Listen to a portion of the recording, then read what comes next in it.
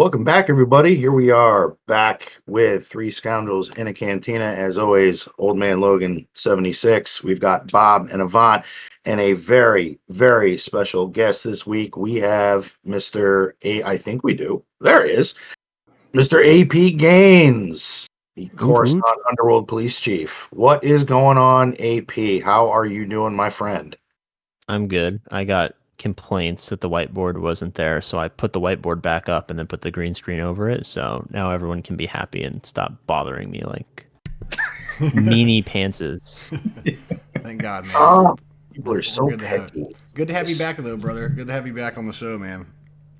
Well, thank you. We appreciate your time, as always. You guys have lifted the blacklisting of APGAINS. No one loves me anymore. We've 10x Swaggo podcasts. We've 10x Swaggo podcasts and 0x APGAINS appearances. It's quite sad.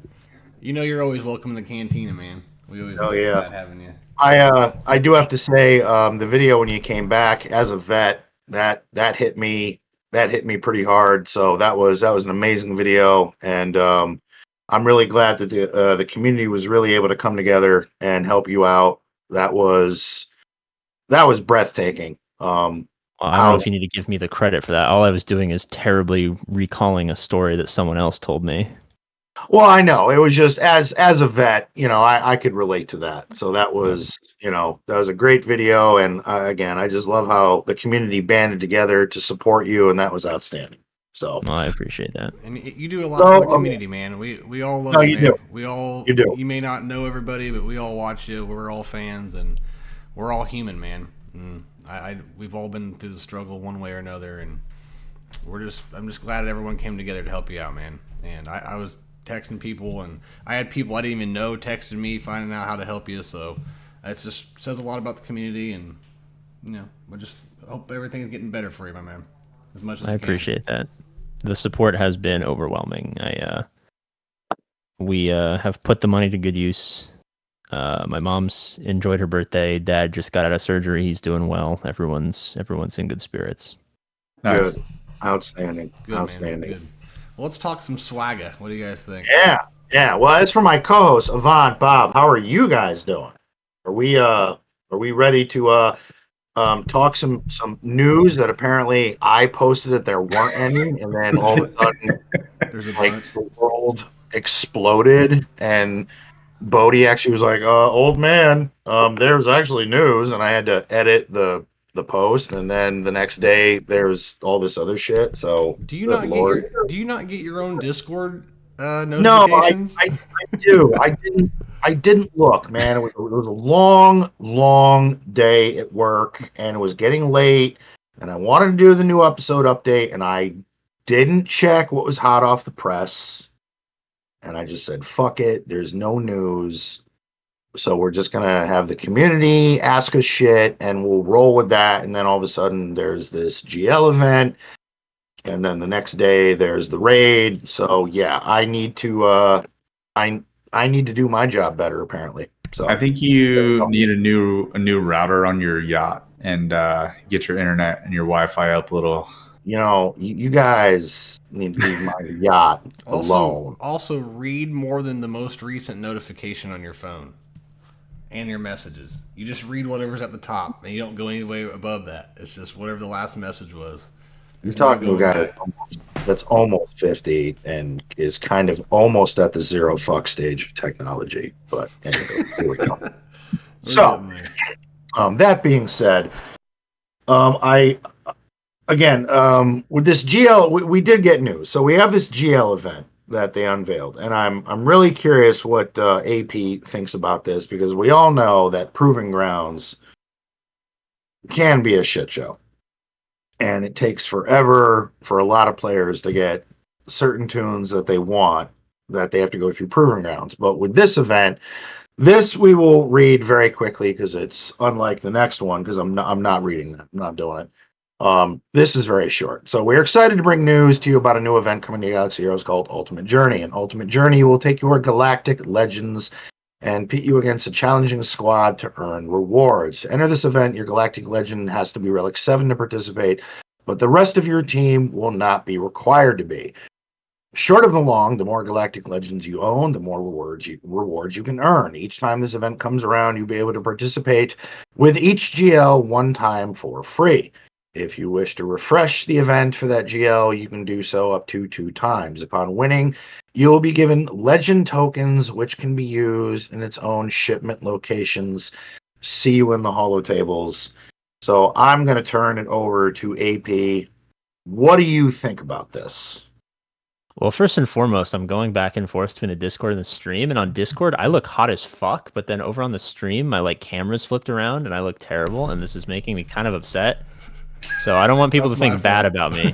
I don't know what's happening, but I'm looking at myself on Discord. I'm like, oh my god, my girlfriend was wrong. I actually am not ugly. I'll try to pretty you up here. I appreciate that. Just flip me around. Just flip me around a little bit. I'll be a little bit cuter. But no, I mean, the first thing I heard was, I mean, the eternal struggle of an APGAINS is always one of stopping people from rushing C or SLKR the second they start a new account. And the pro GL rushers use this as fodder to say, oh my god, see, I told you APGAINS, you gotta go G. And I'm like, okay, you can get 2 extra shards of one of the characters every month. I was like, wow, you're really killing it there. You do 9 months of farming to get 2 shards. Life must be good for you, man. And I was just like, realistically, it's just a rich get richer. I'll use it to get an extra couple shards of Ben Suolo, and that's about it. It'll supplement my I don't even know what conquest characters I don't even have at this point. But let's say I didn't have Malgus or something. I'd get a couple extra Malgus shards, and it's it's not the end. It doesn't really change much. So you don't think with this currency, with proving grounds, this is gonna it's not really gonna move the needle that much? I mean, I don't know if you have it pulled up on stream or not, but you get every GL you have, you essentially get 300 of these tokens. 300 of these tokens is 2 shards of a conquest character. If you have enough GLs to the point where you're getting a substantial amount of shards of a conquest character, your account is big enough to where you should have gotten them in the first 6 months, or at least if Proving Grounds came back, you would have 5 GL. You could do Proving Grounds. So it just seems like the benefit it gives you, you have to not need the benefit to even be able to get the benefit. It's like if you had in order to get welfare, you had to go down to the welfare office and prove that you paid off your mortgage. You know what I mean? At that point, it's sure, but it's not the people that are needing the help. You know what I mean? Yeah, I don't think it's the craziest help. I mean, I was saying, that was a stupid analogy. I'm sorry. I liked it. No, I liked it. Not to laugh my ass off, to be honest. Yeah, but I agree with you. But the chirotechs are at 5 for some insane amount. So it'll help, but it's not gonna boost things drastically. I imagine that there will be something else in there, not relic, but they'll put something else usable in there because I think I have it's in the game now, right? The store. Yes. I think the Omicrons are what most people are eyeing on. Yeah, I would imagine that the whales would use it to get 2 Omicrons every day. I would maybe do Omicrons plus micro attenuators. Maybe they add more relic stuff because right now you can only do the blue relic. But yeah, I would imagine it's going to be micro attenuators and Omicrons and maybe relic mats if they put more in there. I did notice there wasn't a lot of signal data options in there, was there? It's just the blue one, I think, or at least for me right now, that's the only one that's there. Do you guys miss the days when they would have characters exclusive to a shop or a raid or anything? I wish they would bring that back. I wish they would add more characters that exist already to those shops to help other people farm stuff faster. But because I don't have 10,000 galactic war currency just laying around for a new marquee or anything like that. But yeah, I think their new characters are the exclusive characters, right? They released Riva and they put it behind Inquisitors, and then you can imagine there will be some other character maybe in an added sector of Rise of the Empire where you need certain faction to get shards of something. I could see them expanding the board on that. Yeah, and putting some sort of exclusive character in there. And now that they've introduced this currency, they could really put it wherever they want it. They could put it in different events. If you have a good enough team, high enough relics, you can get this currency and get this exclusive character that could be in this store, which more than likely, I mean, the more Galactic Legends people have, the quicker they're going to be able to get this. So, they would make the shards of this character a ridiculous amount. I mean, I think the store they could put a character in would be the guild store for the raids, the raid currency. I'm pretty sure they said they wouldn't do that again, though. Yeah, I thought I heard them say they were done with that. They've given out like public announcements saying just spend all your currency. We're never going to put anything back in there. Because people were worried about that. There was going to be a get 3 character or something like that. They also cap you. Like, I'm not saying the get currency, but whatever you get from the crate raid, the stuff that you can't hoard because you cap out. There's a maximum amount. Like, I could see them putting a character in there before any of the other stores. Cobb Vanth. Put him in there. Well, we're moving on to new raid, but that would have been a perfect opportunity to put Cobb Vanth in there. I mean, I think the most realistic place outside of where characters already exist is PB. Like, I don't think they're going to mix up the release cadence or strategy too much. Like, marquees are going to be $330+. Legendaries are going to require a bunch of marquees. Galactic Legends are going to require a bunch of stuff. Ships are going to require, something crazy, and then there'll be like a Riva once every year that's going to be like super broken. Yeah, it's going to be interesting. So we should be getting a road ahead here in a couple weeks after this raid drops. I think Meathead came out and said 2024 is the next road ahead. Oh, really? Shit. Okay. Yeah. Which is weird. They're going to release info on the new raid, obviously, but like not through a road ahead. It's just going to be a post. Well, I mean, the raid info today seemed pretty comprehensive. But I think they're going to release the whole thing, like the final part of it or whatever. I don't know how much more there could be. There was like 4,000 words. I was going to say, there's a lot of fucking reading. Jesus, I'd like, we were joking earlier, hours before the show, and I think Avant said, so Bob's going to make us read this. And I'm thinking, I'm not reading this shit. No, I'm not doing that. No. Can I throw something in there as an avid listener of all Swogo podcasts? Of course, man. I think I'm not a huge fan of them reading the entirety of the kit or the entirety of posts in general, because like I feel like it's so hard to like listen without seeing like a CG level dissertation on stuff and like actually committing that to memory. I wish more podcasts would just like summarize what was important after having already read that. Especially for idiots like me, whenever I'm reading it, and then I'll go, okay, guys, what does that mean? What am I doing here? Like this, like for the other game they make, for the Heroes of Middle-earth game, a lot of basically every content creator over there, except for me, didn't play Galaxy of Heroes, so like they don't understand the CG-isms.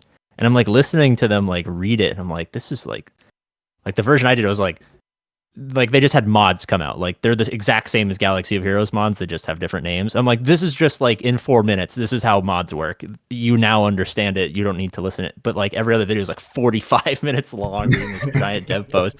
I'm like, guys, like I know what's going on, and you've lost me. And I've spent 5 years of my life using this system, and I don't even know what you're talking about. Ridiculous deep dives on these are what mods do. Yeah, I was just like it's just 4 minutes. Like, I think we could all explain mods in 4 minutes or less. But yeah, like I don't know. That was just me being. Our AP explain the raid in 4 minutes or less. Let's hear it. They want you to spend money to either give to hot utils because they're colluding, or they're going to sell you a bunch of credits so that you have to remod, and you're going to spend 45 minutes of your life every week doing this, and you're not going to enjoy it. That was my synopsis of the raid right there. So I mean, they released the details, and most of the text is talking about how they loved the game and how it inspired them, and it makes me feel bad that I'm underwhelmed for it, because this is just screams bugs, and it's just, I don't know, man. I have a bad feeling about it. They even said please go in with an open mind. So that's bad. I mean, if they got rid of the remodding, like if like what I said in my video is like I don't know. You Giga Whales might close your ears, Logan. You might not like the sound of this, but for most players, like if you get like 80% of an ideal Kyber 1 mod, you're fine for the entirety of history. Like you don't need to worry too much. Like you're not gonna have any practical difference between having like a 325 Darth Revan versus like a 335. You know what I mean? It's not really ever gonna matter. If it's like that, where it's like I can just leave the mods that are on them and do 80% of the optimal run, like I don't care. Like this is, thank you. That would be perfect. If it's like I can do 25% of the optimal run with the good mods that I have on my characters for the actual fucking game, then I will be pissed. That is the only thing that I'm worried about. If that's not a problem, I will love the raid. I'll be like, this is great. That's the only thing that I'm worried about. I do commend them for trying something different, though, because we definitely need something different in the game. So I'm excited to try it. I commend them for trying something different too. But to kind of piggyback on what AP was saying, I agree. For somebody in my position, like for instance, for the Riva mission, I don't have to remod. I just do it and I beat it. My mods on that team are outstanding, and I just it's done. So I'm hoping with this raid, I'm hoping it's almost along the lines of the same thing. Like, as long as I get most of what I would get regardless, then I'm going to be happy with that. I'm not going to break my balls sitting back and taking, 30 minutes a day to remod a bunch of shit to get a 20% increase in rewards. So I don't know if it's going to be worth it. Especially if they're the same rewards we've been getting for crate. Yeah, you know what I mean? Really, if it's the same shit and my guild is getting the same bracket, again, why am I gonna break my balls doing this? I'm not like I don't think I'm gonna have to. So usually I'm the optimistic one, but I am feeling very cautious about this, and I have 3 words for why I feel cautious: faint parry strike. That's exactly what I thought of when I read this too. It's funny you said that. Yeah. It's 3 moves. Don't put that hate on me, Ricky Bobby. It's 3 moves. And I remember when they talked about this, when the Slicker and the Ray events came out, and they had this groundbreaking new combat style. And it was faint parry strike. And now we're going to have this brand new style of raid, and it's supposed to be great, and you're supposed to keep an open mind, and I am very afraid. Yeah, it's funny you said that, man. I thought that exact same thing. I had just finished doing the Slacker event, from getting them in the packs, and when they started detailing it, I was like, this sounds like faint parry strike. To the next level. And if anyone has played the GLA event, the complexity of the tier 5, like where you're actually on the speeder bikes, that if that is what the raid is like, and the only way to manipulate it is to like remod your entire team, I'm going to just be very disgruntled about doing this raid. Well, that's the other thing that they said in the raid, that unlike the Crate Dragon and other raids we've had, this raid doesn't end. The objective is eliminate as many enemies as possible, and that will determine your score. So they're incentivizing you to remod because they want you to continue to progress to get a higher score. But again, the thing is, we've got to look at the brackets of what thresholds per guild do you need to hit to max those rewards, and what is and I hate to put it this way, but as a player, it's true. What is the least amount of time I'm going to have to put in this to get shit that I want? Because this game is a time sink enough as it is. Do we really want something else like the Crate Dragon where, you know what? I go in with Hut Cartel once, and that's it. And in AP's video, I love the fact that they're doing it once a week, because he's absolutely right. That fucking icon is there 100% of the time, and sometimes you look at it and you go, dude, like he said, dude, did I do this shit? Right after I posted that video, I opened up the game to like spend, because I I was one blue signal data away from finishing the last Relic 7 to start farming Leia tickets, and I had all of my energy hoarded, so I waited for it to refresh. I went in. I'm like, let me check. It was like 1.5 hours left on the raid, and I hadn't hit it. And I was like, fuck, it happened again. And then I just went and I autoed my raid, and I was like, oh, thank God I happened to check. I would have missed the rewards. Yeah. I'm glad I'm not the only one that just attacks with Jabba and calls it good. I feel like No, I like, if I every now and again I'm gonna fuck it, I'm bored, I'll throw Old Republic at it, or I'll throw Mandos at it. But other than that, more often than not, it's Hut Cartel, get my 2.7 million done, and that's it. The beauty about this is it's once a week, and instead of 5 attempts, you get 8. Is that beauty? Is that beauty? You space it's in the that eye out. of the beholder. Well, it's going to come down to how long is each attempt going to take. If it's like really a 3-minute full auto per attempt, I'll be like, all right, I'll stretch this out over a week. If it's like some of my crate raids are like 5 to 6 minutes long, if I have to do 6 times 8, I'm gonna be so mad. I'm gonna be like, especially if they don't let you full auto. If you can't full auto, I might just leave my guild and just not do PvE ever again. I might just not participate. I'll go join a starter. I'll go put myself in my free-to-play guild and just lay there forever. Black Friday did say the 265 box is sweet though for this raid, so we will. But again, a lot of is the raid rewards different than what the crate is? That's my understanding. Well, my understanding is very similar to the crate raid. That depending on overall score of your guild will depend on the currency. Did they release the actual like boxes, or did they just? I don't think so. Yes, I saw they released the total number of tokens you could earn, and it was double what it was for the crate raid. But that's because it launches at twice the cost. So you're essentially netting no extra rewards, because it costs twice as many tickets. Yeah, no, because the crate raid is every 3 days and change. 90 tickets. Yeah. So and then the speeder raid is going to be 180 tickets. And then they've increased the ticket cap to 210 from 180, so you don't max out. Yeah, launch costs go from 90K to 180K. Yep, just caught that. But if you look at the rewards, they give you like the guild event token things, not the get tokens, but the guild currency tokens, and they're just twice what the crate raid was. It's exactly twice. I don't even want to look at the affected by mods part. Like I just don't want to look at it. I clicked the spoiler button and it popped open, and then I clicked it one more time to close it. I didn't even read it. I looked at it and I was like, oh my God. And then you can get 40% evasion chance. If you remod, you can like almost never get hit. Can I tell you, I hated dodge on Datacrons. I don't want to participate in dodge anymore. Well, I'm done with the dodge. Well, that's why they haven't brought it back. Is it brought pretty much they just put it in the raids. Yeah, they just put it in the raid. Yeah. It's like such a sneaky way to like see if people get pissed off about dodge.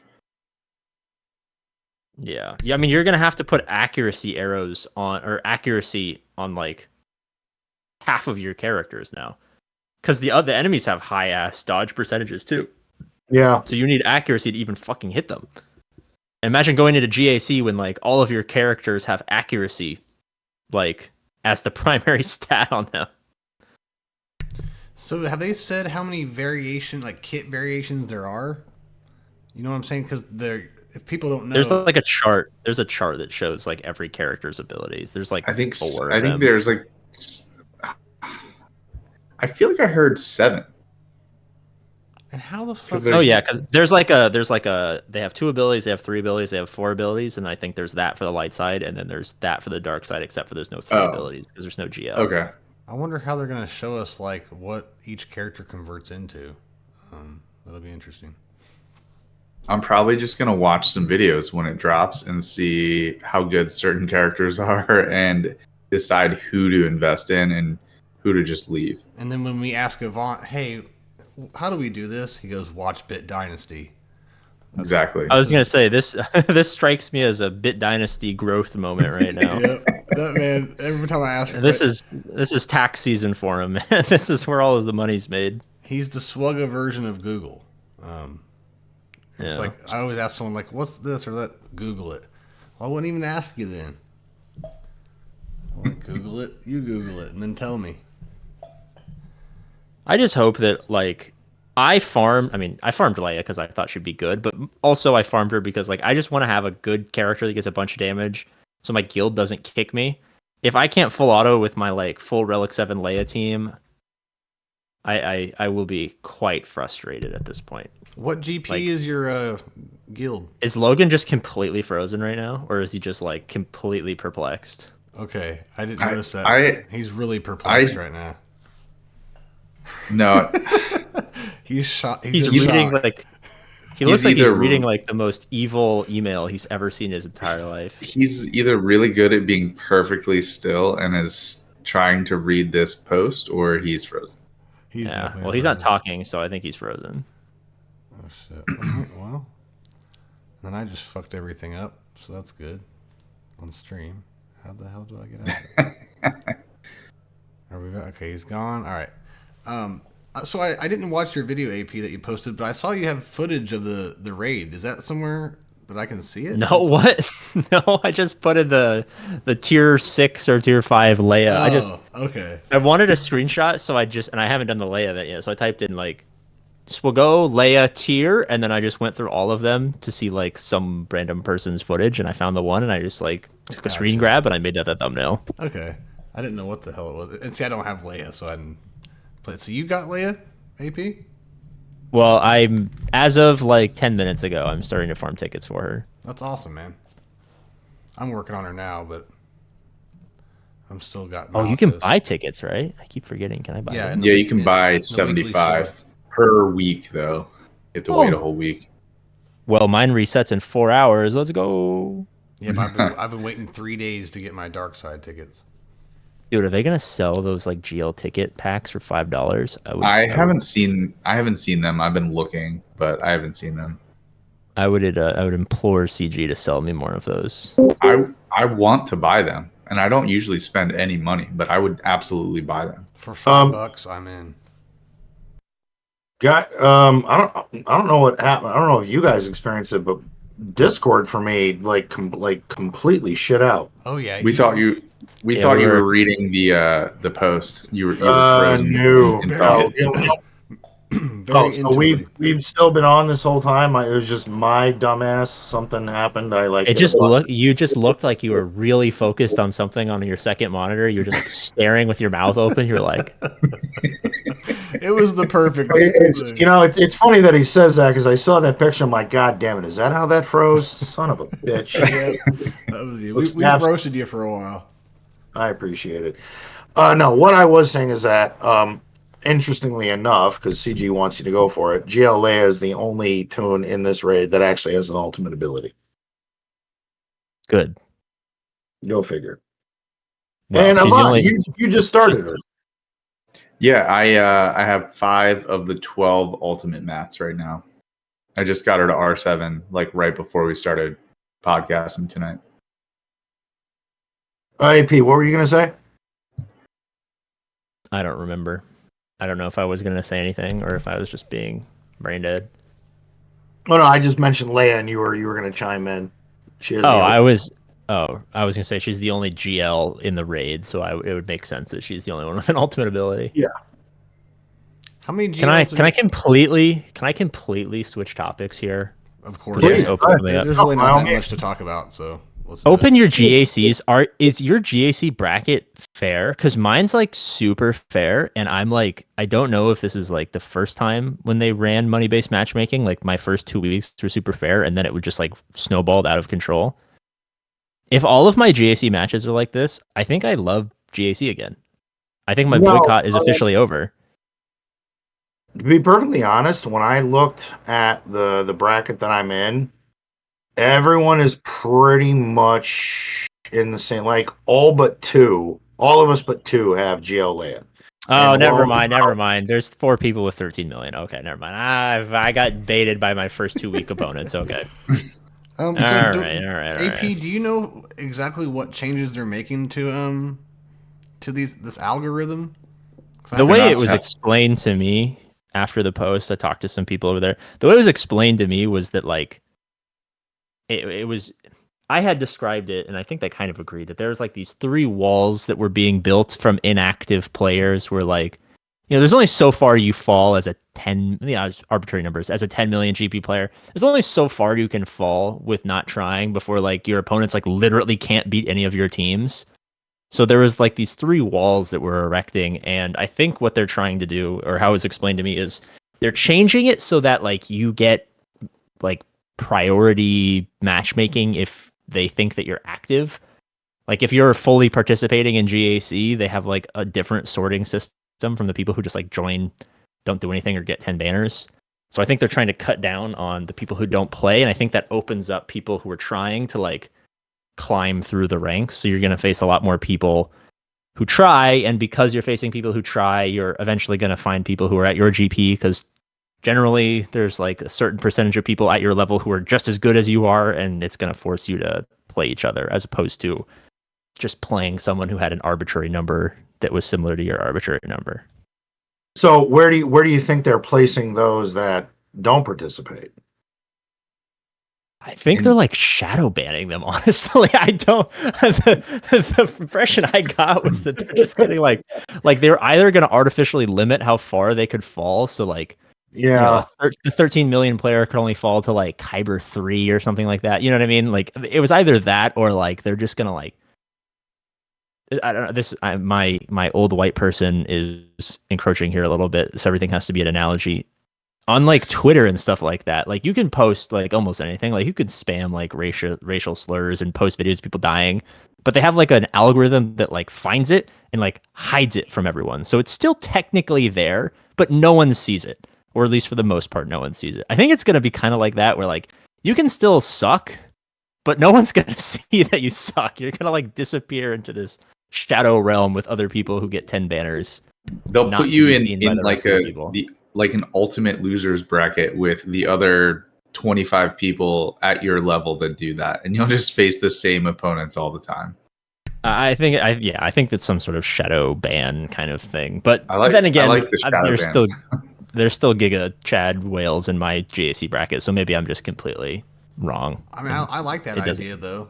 If you lose a lot and you have a lot of GP, somehow get put in like another server or something with other players like them that have the same tendencies to do the same. Because for the longest time, the only problem with money-based matchmaking was the endless fall of the people who don't try. Right? Like that's why, I mean, if you did the old matchmaking system and just took out feats that gave points, which was always stupid, like I think it would have been perfect. Like the game is fundamentally better when you face people who are similar, because then you can actually try. Right? And that kind of dissipates after a certain point, but like, I don't know. The number one comment I get was, APGAINS, I'm 800,000 GP. It's my first GAC, and my opponent's 7 million GP. How do I win? And I just like show them the middle fingers. I'm like, you don't. Like, good to have fun. Yep. And that's I don't like that, because it might turn off some newer players that want to come to the game. It hasn't really seemed to turn off players, but it's the best mode in the game in my eyes. And a lot of new people that come into my streams as well, they're always like, I'm going up against 5 million and I'm not even a million yet.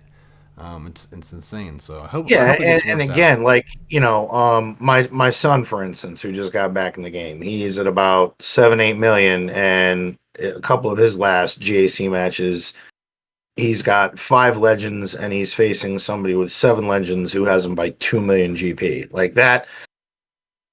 Yeah, the off meta counter right now is very strong, but for some players that's a lot to ask for. So I'm hoping whatever it is that they're doing starts to alleviate some of that issue, because that can get discouraging for some players. They open up the board, they see their first opponent, and they go, "Well, like, dude, what the fuck am I supposed to do against this?"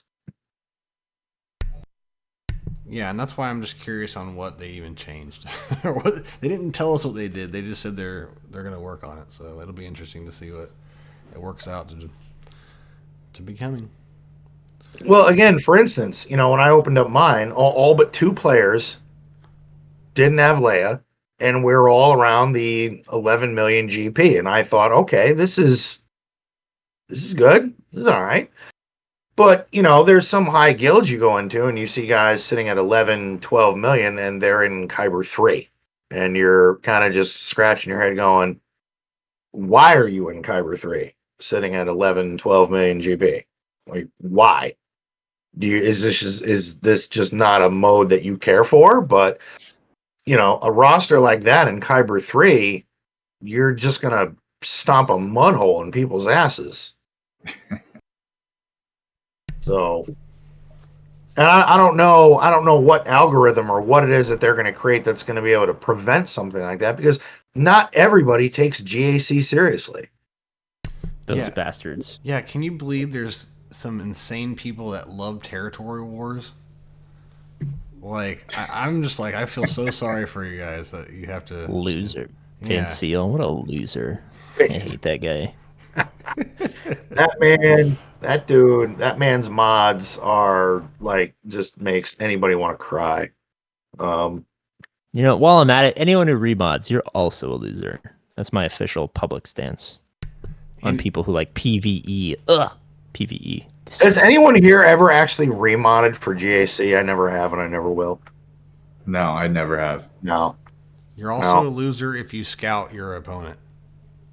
Hey, I used to do that. Yeah, when GAC mattered. 3 years ago. If you go beyond counting the GLs, you're a loser. If you place characters on defense, you're a coward. You know what? I just came to realize that if you play this game, you're a loser. Fuck. Open up your GAC right now, all of you. If there's characters on your defense, I'm leaving. You cannot place characters on defense. It's not allowed. You only play against the people that put that one team or whatever it is. Isn't there a strategy where you put one team and you can still win? Well, I just put ships and that's it, but yeah, pretty much. Do you really do that? You do ships only? Yeah. You want to see my I'll share my screen. You want to see my GAC defense? Please. All right, I didn't play my GAC this morning because I was at the hospital. My dad had surgery, so I'm not a loser. I promise. I didn't lose on purpose. But this is my GAC defense right here. That's hilarious. Nice little 4-star Leviathan down there, and yeah, it's pretty good. And it's gonna win too. You want to know why it's gonna win? Watch this. This is my opponent. Ready? Yeah, I don't care about your characters, loser. I'm gonna win. It's an automatic win. It's got nothing. So what ships do you have? All of them. Was that your ships right there, or was that your opponent's? That was my opponent's. Okay. I put Malevolence, Executor, and Leviathan on defense, and his only GL ship is Executor, and I'm sure he's placing it on offense. I think an FU or defense. Ship defense is pretty good. If you have all it's fun, man. It only exists in the mid game, though. I was gonna say it's good until you climb up high enough. Because once you start spending money, like I don't know where I am in relation to these guys on the Twitch stream. Once you start spending money, you can't have fun anymore. You know what I'm saying? It's like, I don't know. I love the misses, but like, I don't know, like I have less fun and I have less money, you know what I mean? So actually, I'm just kidding, baby. You're never going to watch this, but I love you very much. And I'm very happy that I am poor now. My wife has never watched one fucking thing I've ever made in 3 years. My kids won't even watch it. They'll fucking watch shit that says Skibbity Toilet, but won't watch. Dude, that shit's so popular for some reason. Dude, it's constant, and I'm like, ugh. But whatever. It's okay. But yeah. I actually have to be careful what I say on my videos because people in my real life watch and then they like get mad at stuff that I say. They're like, why are you talking about this? I'm like, it's my fucking life. I can talk about my own life. We love Skibbity Toilet. Hey. I don't even know what I was talking about now. But, oh, yeah. They can't watch an informative Swugga video, but they can watch that shit. Come on, kids. Step it up. It wouldn't be a Three Scoundrels stream if Bones didn't completely derail us. Yeah, like what no, else, that comes with the territory. What else is there to even talk about? Well, there was You want to talk some shit? Who do you not like? Let's do it, man. Let's get real in here. That'll drive numbers. Every time I talk about people I don't like, people tend to listen more. Okay. All right. Well, Logan, you go first. Who don't you like? Me? You hate Zareth? What the hell? Let's let someone start that too, please. Hashtag Logan hates Bones hates Heinzie? No, you know what? We're gonna be real. There is something about Zareth that gets under my skin. There actually is. You know what? We're gonna throw it out there. We're gonna fucking throw it out there. Are you creating a feud right now? Is this where the feud starts? No, that dude streams and makes videos like way beyond whatever I can fucking do. But I will say, dude, your dad jokes are rough. I hope, dude. No, it's so fucking funny. I hate his humor on stream, but when you collab with him and then he's talking not on air, he's so fucking funny. I'm like, why couldn't this translate to the camera? Why can't this translate? I know. I've had him on the show, and when you're not on, he's like a regular dude that'll talk. You know, like it's like you have to sneak up.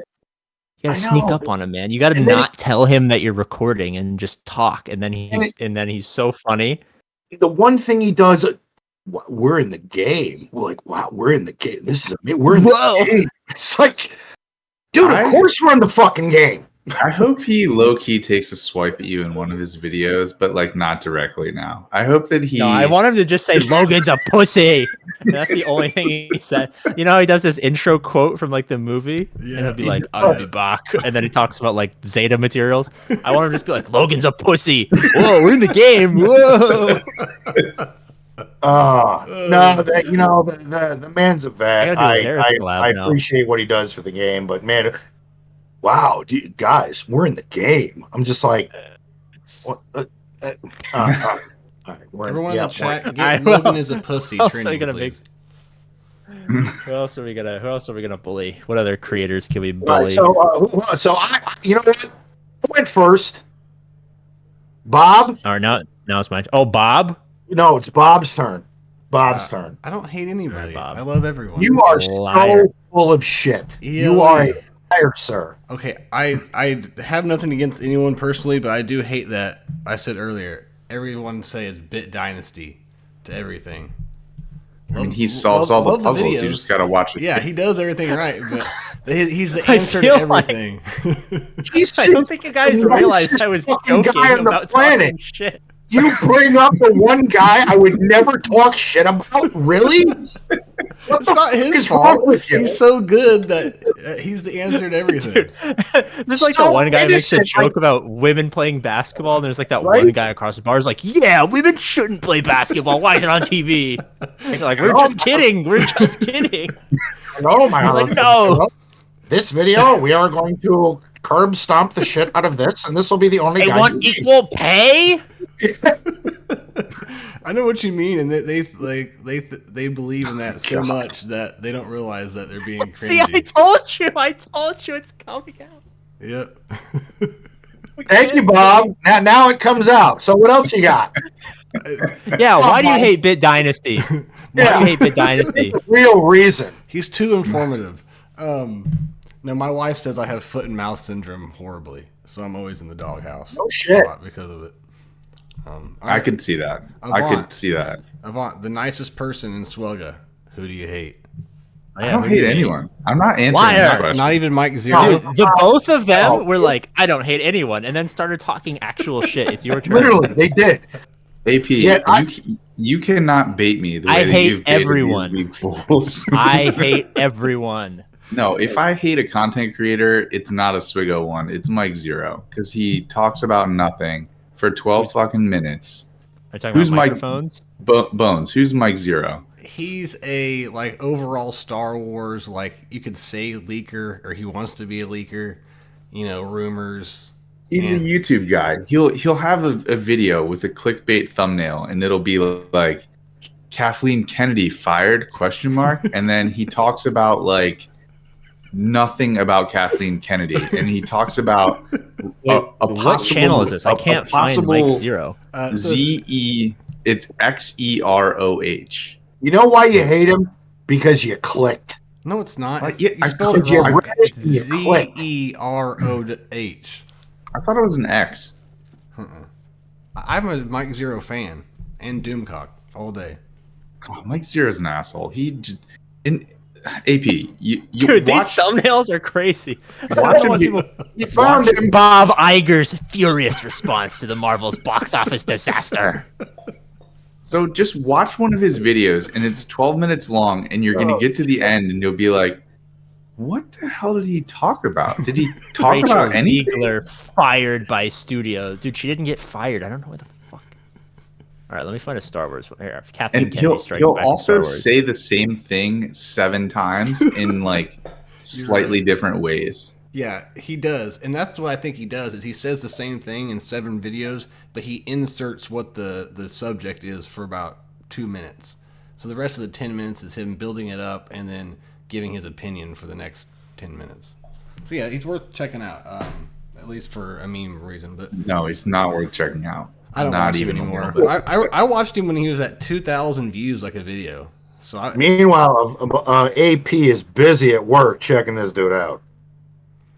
but yeah. I want to find out why he hates Kathleen Kennedy so much. We'll never know. So, AP, we've gone around the I'll be back in circle. 4 minutes. I'll be back in 4 minutes. He'll be back in 4 minutes. All right. He's really going to look this up.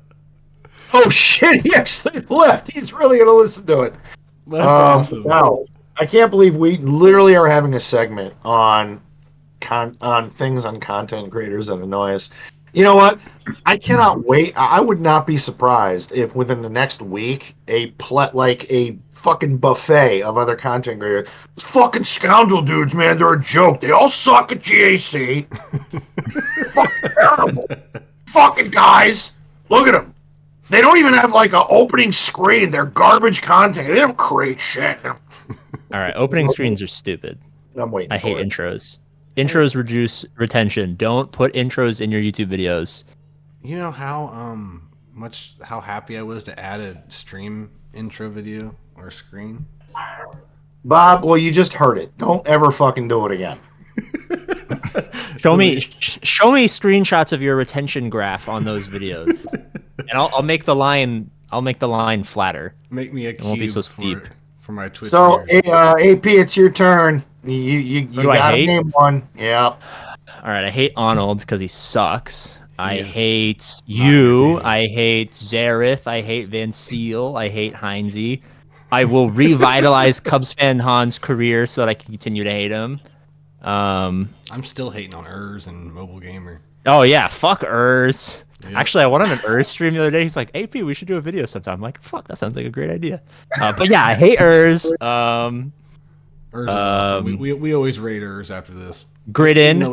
I hate Gridin. He's too fucking beautiful. Gridin, traitor, he left. Actually, he might be the only person I don't hate. I'll be honest. And, I hate and the award for Sexy hater piece of the of year goes to APGAINS. I hate everyone. But we still didn't get a response from Avant. Oh wait, Mike Zero. Okay, my bad. All right. I hate all people who. You know what? If you play Galaxy of Heroes, I fucking hate you. Wow. That's my official. It's my official You response. just instantly got us more clicks by saying that. Yeah. Well, we went down to 2 viewers, so I don't think they were too happy. With What? it. I'm just kidding. All right, you know what? I got you all on that one. I'm gonna play a dangerous game, and I've got one more. One more. I respect his videos. He's incredibly knowledgeable. He's very good at GAC.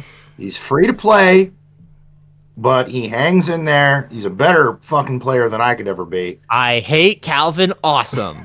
Yep. There's something about Calvin that I want to discuss. He always has the top button. Why the fuck does he have the top button? Dude, you literally I am getting asphyxiated watching you. Like I cannot breathe. Undo the button, please. If that's you and that's a fashion statement, I got it, but dude, like show a little machismo. Like Razor Ramon, get that shit going, get a gold chain going, some bling. Like, dude, just please undo the top button. Please. Dude, I was streaming like a week or so ago, and someone in chat was like, Calvin has his top button. I'm like, really? That's kind of weird. So I watched a video, and then out of nowhere, Calvin just appeared. He's like, that's my style. My wife digs it. I'm like, hey, whatever. I guess if the wife digs it, you can go one button. But yeah, I clicked through all his videos. I'm like, holy shit, he's got the button. Dude, I don't even wear the button when I wear a tie, dude. When I just tighten the tie so it looks like it's buttoned. It's like having tattoo sleeves and wearing a long sleeve shirt. Like, stop. Just get it. Just undo it. Do one. I would like to think propose maybe he has no chest hair. You ever think of that? That is a distinct possibility. That was my theory too. I think that we need to have our 50th show as just a roast because of this episode. I think I did that one. Roast. I think I did that one. Playful roast of all other content creators and just start like a content creator burn thing. No roster roasting though, just like actual person roasting, because roster roasting is not as fun as what is currently going on right now. No, I think we lost Logan again. I'm here. He's back. I should just program the cube that if any of my unlovable content creators put their ally codes in, just tells them that they suck at the game and they should uninstall. I think that's what I should do. That'll be my way of roasting them. Just be like, you're dog shit. I love that. Just put like a nice and here's another one. Ram Bam, you're gonna go off on huge rants. I need you to put on like 20 pounds to be a little more intimidating. I need you to put on some weight. Like, I need you to go on like a banana and beer diet and kind of like really get a growl in your voice. Because I hear him rant and I just kind of go, yeah, I mean, I hear you. Why did I picture Ram Bam barking like DMX when you said that? or X gave it to you. We're the hood. Yeah, it's like everybody is, old man, when are you going to do your next Jar Jar rant? When I fucking feel like it. Oh shit! I totally forgot to tell you specifically. Actually, we can't do this online. I'll tell you later. Oh shit! Now I'm nervous. Is there a text channel in here? I'll just DM you. Yeah, why don't you do that? God damn it! I'm afraid. No, I'm afraid. You should be. I'm gonna need my. I'm gonna need another. Keller and Beck. I'm gonna need a pill for my blood pressure. I can tell already. Keller and Beck is in the game. That's the news. As long as he uplifts the shit Jedi, I'm cool with it. AP, did you know, I don't know what his name is, just whenever I'm going through things on YouTube, there's a guy that says he has an entire channel like dedicated to farming by your farming guide. Do you know what I'm talking about? I think there's a couple people who do that, but like it's in the title. I just wondered if you ever. Yeah. No, I've seen the following APGAINS video series, and he does like day one through whatever. Yeah. I'm a supporter. I'm gonna leave that little nugget under my hat. I have like a script on my YouTube that like every time my name is in the title of a video, it like populates in this little like email area. So every time someone puts my name in a video, I get an email. I'm gonna just start putting APGAINS, like a dash instead of Swugga. I'm gonna put APGAINS on all mine now. So the feed is like his videos, and then occasionally there'll be like Calvin Awesome talking shit about me, and then it's just his videos again. You're taking over YouTube though, man. There's like four. Well, I gotta fight back against the haters, man. I don't got a CIA on my side. I have to have I gotta have something else. Defend against the hypocrisy. Do you ever think if Arnold ever replaced his stormtroopers with scantily clad women in bikinis with a stormtrooper helmet, it might improve his viewership? I always thought that. I think it would go down. Really? Yeah, dude. I like this as a debate. I think it would go down. Back in the day, he had like the cutouts, and I always thought if you like replace that with a scantily clad broad in a bikini and put a stormtrooper helmet on it, it'd give the viewers go, yeah, and he's always in the Hugh Hefner robe, So it's like, this is the most deadliest Star Destroyer. Like, look who's running it. Look what I got. Like, I think maybe if he had one, like if he had like a slave Leia hologram that was like sitting in the dungeon somewhere that he could cut to, maybe. But I feel like at least at one point in this video, somebody like a hand should just come out and feed him grapes, and like he'd be But he's not the Emperor of Rome. He's the I don't know. I'm not sure what his title is now. He's the Emperor of Alderaan, man. Yeah. I don't know. I mean, his demographics are identical to mine. It's mostly, I don't know. I feel like that would perform well with the 13 to 17 crowd, and then well with this 55 to 65 crowd. That's only like a collective 4%. Which is not the demographic area. I was gonna say, what is the primary demographics for you and Arnold? What is the main age group that you get? It's roughly 25% 18 to 24, 30 to 40% 25 to 34, and then 20% 35 to 45. Like I think 18 to 24, I mean, grew up with internet porn. 25 to 34, I don't know, probably like have other things to worry about. Maybe when you get to like 40 to 50, you go back, you're like, man, I remember reading my dad's booby mag, and then maybe it would hit with them, but I don't know. Okay, do you guys want to hear something somewhat creepy? But it wasn't meant in a creepy way, but it's gonna sound horrible. But I'm kind of afraid, but okay. This is definitely something I'm gonna regret telling you guys on live. I'm sure I'm gonna regret hearing it. And if she hears me say this, I might die. But years ago, 2 or 3 years ago, I watched a lot of just Swugga stuff. Arnold usually. Oh, that's not what I thought he was gonna say. No, that's not at all what I thought he was gonna say. It gets worse. It gets worse than what you're even talking about. Okay. Like this is gonna be some Rule 34 shit. This is gonna be embarrassing, and you guys, it's gonna be one of those silent moments where you guys stare there for a minute and not know what to say. But for some reason, I would be watching Arnold or whatever, and just hanging out his streams. There are several hours so in the background. And for whatever reason, me and my old lady would get busy to Arnold, like, I don't know, a lot. It was weird, but he would be in the background many times, and it even became a joke with me and her because Arnold does something to my wife that I can't thank him enough for. I don't know He's why. an aphrodisiac. Yeah. Can someone fucking clip that? That is the greatest thing I've ever heard. You know what? From here on out, everyone that's listening to this, I want the memes to flow. Let the dark side of the Force flow through you with some of the most creative memes of Bob and his wife getting all hot and bothered by listening to the Grand Admiral. Full-fledged, like and he's in the background, like, yelling about fucking... It's great to be in the Empire today. The sun never sets. He starts singing, and Bob it's like... bangs his wife. Oh, my God. Like, he starts singing, and all of a sudden you hear... It's just... Oh, my God. It's okay. I had the same thing, but with Shrek movies, and then they stopped making them, and now I'm, like, watching a lot of reruns. You're on a drought right now. We need more Shrek movies. Yeah. Dude, when the new Puss in Boots movie came out, oh my God, it was a glorious time. That name always makes me like the word moist. Puss in Boots, or just the word. Stop it. Stop. It makes me think moist. I mean, it kind of goes hand in hand, but it's like that cringy name. I've never really say it, especially the C word. That makes me cringe too. The fuck is the C word? Cunt. Oh. I wasn't going to go there. You've never met an Australian before? Right? Yeah. They say it so smoothly, like everything is like butter when they talk.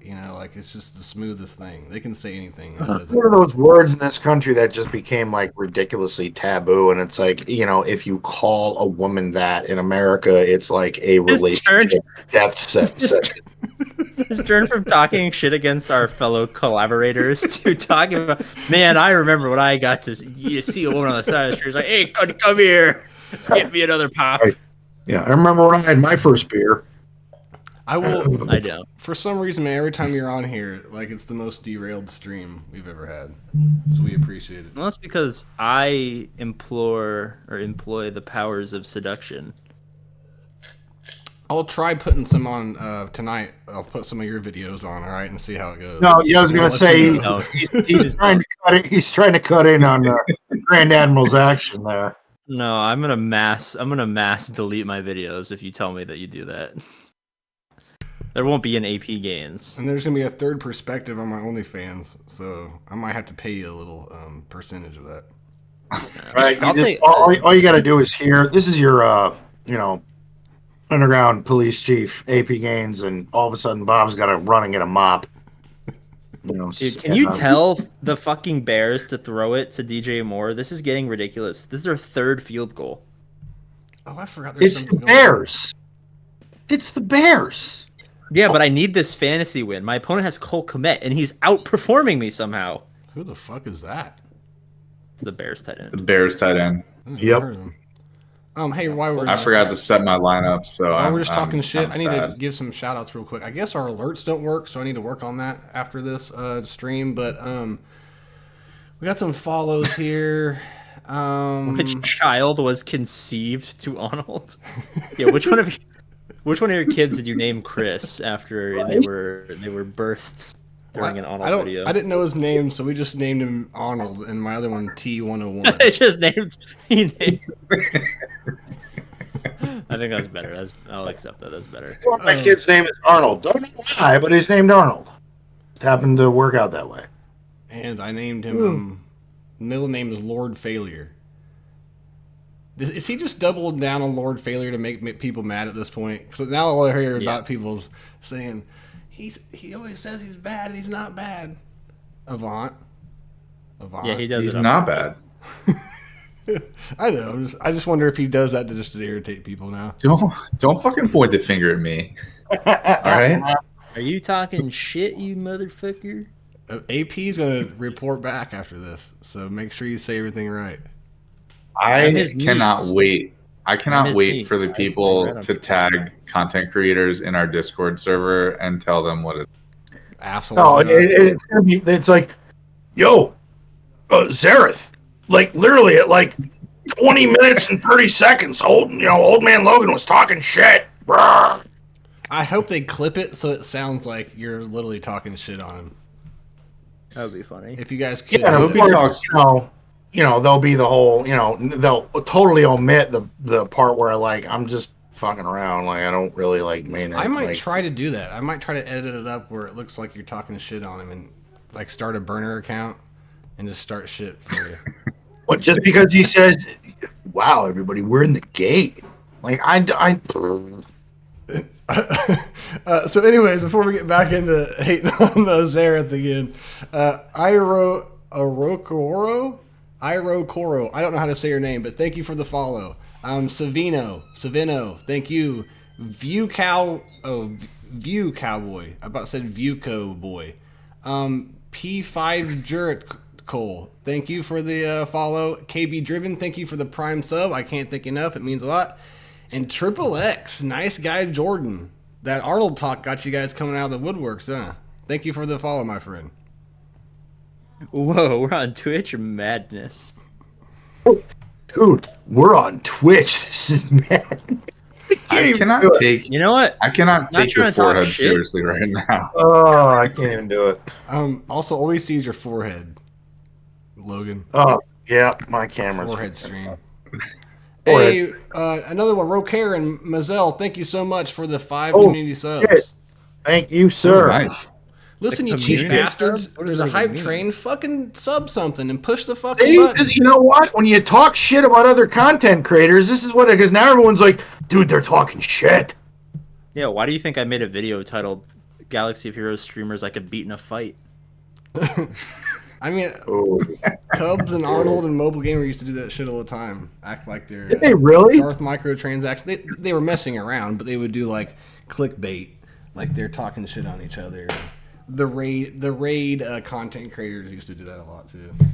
There never was any. I think that's what's fun about being friends with everyone is that I can come on to any random stream and talk about how much I hate people and just get away with it. Because everyone knows it's not true. I feel like I've had people on a few times. That's why I've always been hesitant to be like, Well, they've been good enough to hang out a couple times, so I don't know. But Well, at this no one point, I've takes had a me few drinks. seriously, which I think is the Yeah. best part. Well, I hope nobody takes me seriously either. Like, But you Although, spend money. yeah. Like, I don't think I can honestly say anything bad about Pico Burrito. I mean, the dude he's just Yeah, fuck Pico Burrito. You piece of crap. Pico, stop being so fucking smart, dude. You make us all look bad. Like, just say something stupid for once. Quit being so cool and awesome all the time. You know what? I'm going to take this chance to legitimately shit talk Pico Burrito. I put out a community post on my YouTube channel saying, someone find me Pico Burrito so he can be on a PP podcast. And no one loved you enough to make that happen. How does that make you feel? Or you could just come on the PP podcast. There you go. Or likely no one saw it. Or again, likely I have DMs turned off. So you try to DM me or someone tried to DM me and it bounced. And then I just didn't pay attention because I couldn't see it. Or you're a bitch. Probably not that one, but probably not that one. Probably not and Celiac Sarah needs to stop being so damn good at conquest. That's not what I thought you were gonna say. Oh, dude. See, isn't it great? Isn't it great when everyone knows that you're joking so you can say heinous shit? I'm not gonna go that far. Jesus Christ. This is awesome. I feel bad, dude. Seriously. So I watch every Galaxy of Heroes videos, and I watch hers like she's the only person whose videos I watch twice because the only part of the game that I don't like. And I remember one time I made like an offhand comment about like no one likes Conquest except for her. And I remember that she got sad, and I was like, "No, like did she really? Like she actually you're the only person whose videos I watched twice. I'm sorry." I felt like such an asshole, dude. It was like, I don't know. Have you ever punched a baby in the face on accident? Like you turned and you just like backhand a baby while you're trying to like pick up a, you know what I mean? Or like you like kick your dog on accident because you're like walking in, you're carrying groceries, and they like, come around the corner and you take a step, and then you hear like, it was like, no, I love you, please, please. I love accidentally you so much. Close your kid in the door, things like that. Well, I don't know. Accidentally throw Bob's wife out the window. I don't know, something like that. I actually backhand her on accident whenever she was didn't have my food ready. But yeah, only videos I watch more than once. So Sarah, if you're out there, I love you. Please be on the PP podcast. I feel like this has just turned into me begging other people to be on the PP podcast, but I have put in no effort to actually record an episode of the PP podcast. Pico, AP's mad at you, but Sarah, he loves you. He just fuck you, Pico. And while you're fucking yourself, DM me and I want you on the PP podcast because I like you. But now they do it together, so now it's like double bad. It's like watching both of the exes that you still love like get married. Like I don't know how that would happen, or I live in San Francisco, so you never know. But like it's like that. It's like the two people that you love most in life are happy together, and you have to watch through the window. Do you see how that makes me feel, Logan? Isn't that fucking awful? Would you wish that on your worst enemy? No, you wouldn't wish that on your worst enemy. Well, not only that, but then you have Zareth that does create expectations with Sarah. It's like, why can't you get some of that love? No one loves me. You heard it here. He's extending it. Nonsense. Absolutely. I like how this is all coming like 2 days after like the moment that I received the most love in my entire life from the most people, and I'm acting like no one loves me. You even said that you hated all the players as well. You've covered every spectrum. Yeah, the second he said no one loves me, I was about to go, motherfucker. Didn't you just get like one of the largest donations you could possibly think of? I just finished like a 3-day crying bender like with my mom in the living room, reading like positive comments and stuff like that. And now I'm immediately talking shit again. I think it's just because the tears are gone. I think when the tears leave, I just have to return to being an asshole. It's my best self-defense mechanism. The only thing that works for me these days. And you know what? Avant's been quiet this whole time. And all Avant can do is be positive. I got something to say about Ranger. Get a fucking fuck Ranger. I'm drinking your shit out of a shoe. Get a cup, you cheap bastard. Stop being gross. That's so not sanitary. That's all I've got to say about that. I like how this is just derailed into like sarcastic, like yelling at every single person we can possibly think of. God, who else are we missing? We got to be missing someone. Mobile Gamer, you're fucking trash. You're a traitor. Thank you for rating me sometimes when I do Marvel Strike Force. And Swampgrass, you don't rate us enough. What's the matter with you? Who's avoided our ire? There is Sanjita. Yeah, fuck. Nah, I don't see a ton of his videos for some reason. I don't think he's in my algorithm. That's, but fuck that's you. That's enough. I can't. I'm not your. They're not clickable. How about that? Scribe. Fuck you and your cat.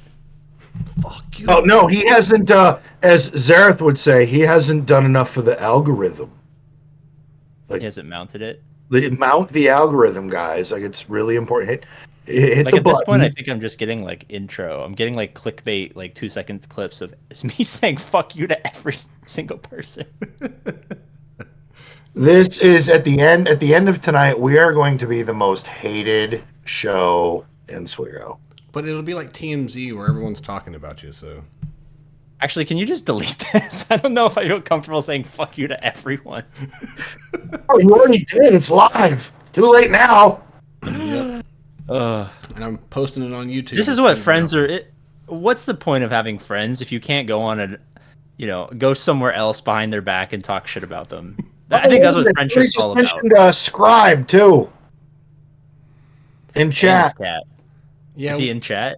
Screw your cat. Oh, he's not in chat. Okay.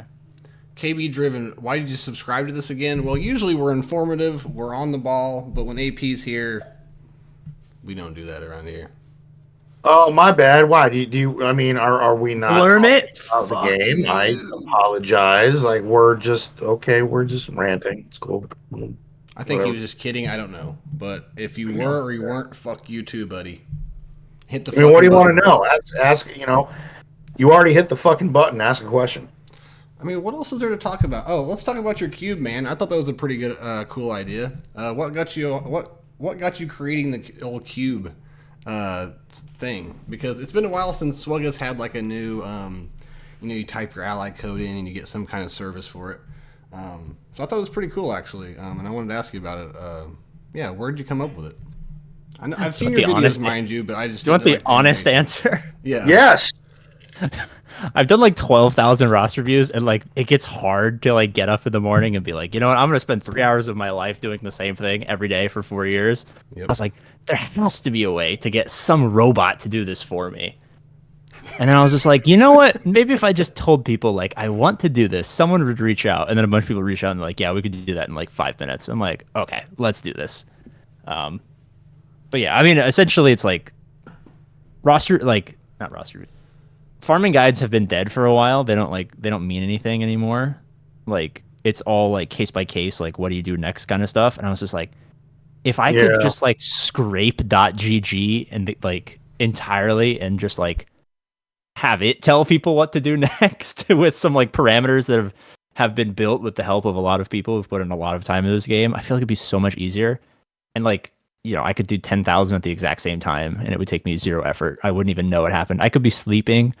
I could be doing anything. I could be spending time with my family and people could get roster reviews and it would be amazing.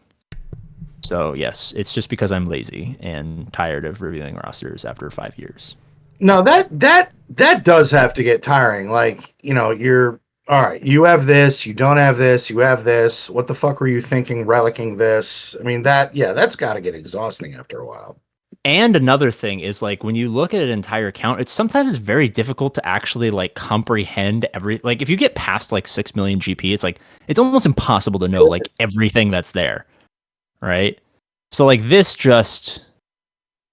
just knows. Like it's so much easier to see the entirety.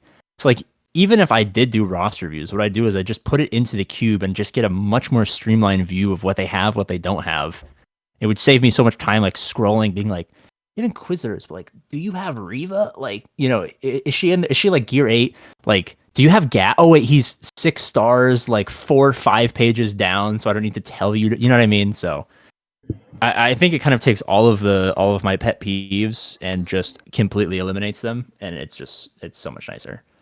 But the one good thing that you do is that, there are a lot of players out that want the opinion of content creators of, hey, this is my roster, what do you think? And they do. A lot of people take that stuff to heart. And, like if you give a piece of advice, well, I've looked at it and honestly, I think this is the direction you should go in. And I mean, a lot of people listen to that. So, I mean, that's a big microphone to have for people that may, because the game is so big now. I think a lot of players get kind of not confused, but just come to that crossroads of what now? Where should I go where I'm going to get the most bang for my buck, or bang for my free to play or whatnot? Yeah, I mean, and again, I'm not. It's not like I'm going to stop doing them. It's just that it's going to make them way more efficient. Yeah, it'll make them more time. And especially once we get our graphics like up and running. Like right now, it's just like the way that it works is like every team in the game has like a predefined like value for height and width. Height being like how powerful they are, and width being like fielding, a full GAC board.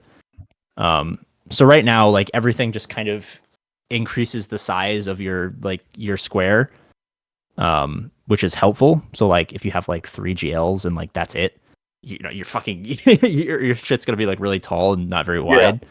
Yeah. So it's easy to like just click it and be like, without having to look at a single character, I can be like, oh, you probably need to farm more teams, or you probably need to farm some GLs. But then once we get graphics to like show the actual like teams that are making up these different points, it'll be so easy to just be like, oh, I know exactly what team you have. There'll be different shading for like, this is a full Relic 7 GL team, or this team has 2 Gear 8 characters or whatever. And it'll just save me so much time and hopefully be easier for people to understand. I think it's fucking awesome, man. And you're cementing yourself in the legacy of Swugga, man. A lot of the for real though. I don't like the way you pronounce that word. Swagga. No, you said you're steaming your. Yeah, I heard that and kind of went, what? Yeah. I was thinking underrated comment in the chat that I asked my wife if height or width is better, and she says it doesn't matter. Good one. That's pretty much why he created it, was for that reason. That's hey man, so it's all about having a well-rounded roster. So when do you I know you don't probably have it. What's your idea when you're going to get that out to the masses for people to use? Well, it's already live. I mean, the way it's set up is that it like. So I had one guy working on it, Sean, and he was doing really good stuff, but then he's working on his like CS degree right now, and he's got like he's just busy with work and shit like that. Yep. So then there's this other I think his name's Asumasu, like a high schooler from the East Coast, and he's like, hey, I threw this together, and I was like, oh shit, well, he has time, and he's passionate about it, so I put him and Sean and a couple other people together. I'm like, just do what you can do. So they have one like GitHub repository where they put all the code, and it gets iterated like pretty much every day. So when I posted the video, someone was like, it's not really understanding that I have this team, what's the cutoff? And they went in and they fixed that, so now it properly recognizes when you have a team fully completed, and eventually the graphics will get better, and then we'll work on rolling it out to either a web-based or a desktop application, so we don't have to pay for server costs and stuff like that. So it's kind of getting iterated every single day. So it's live right now for Patreon, for patron members, who are kind of like our alpha beta testers, because there's a lot of kinks in the armor kind of thing. And then if I put it out to everyone, the server would just crash and we wouldn't be able to test anything because it just wouldn't work. So once we figure out how to handle bandwidth, we'll roll it out to everyone else. It's crazy what people can do, like things that boggle my mind as far as coding and stuff. People can just do in a few minutes. I'm creating a hero collector with 3 other people, and I'm pretty much just like the guy that says, yeah, you should do that, or we shouldn't probably include that. I don't know what the fuck I'm doing. They just asked me for, I don't know why they asked my opinion, because I'm an idiot. But, yeah, they can just do the craziest shit, and they're making a video game from ground up, and It's insane. Yeah. I mean, I didn't properly appreciate how fucking cursed CG probably had all of their code until I started teaching myself how to code, and now I'm just like, oh, I get it. When they're like, when shit just doesn't work, I'm like, it makes sense. My 5 lines of code don't work on my like free code cam. Like, you have 10,000 lines of code for this new raid or this new GL event. I understand that it doesn't work. I now sympathize with the cause. Speaking of that, I think the odds are pretty much 100%. But what kind of bug nonsense are we going to be looking at with this new raid, and how long do you think it's going to take CG to fix it? Well, I think the thing about things that they love is that they fix them pretty quickly. Yeah.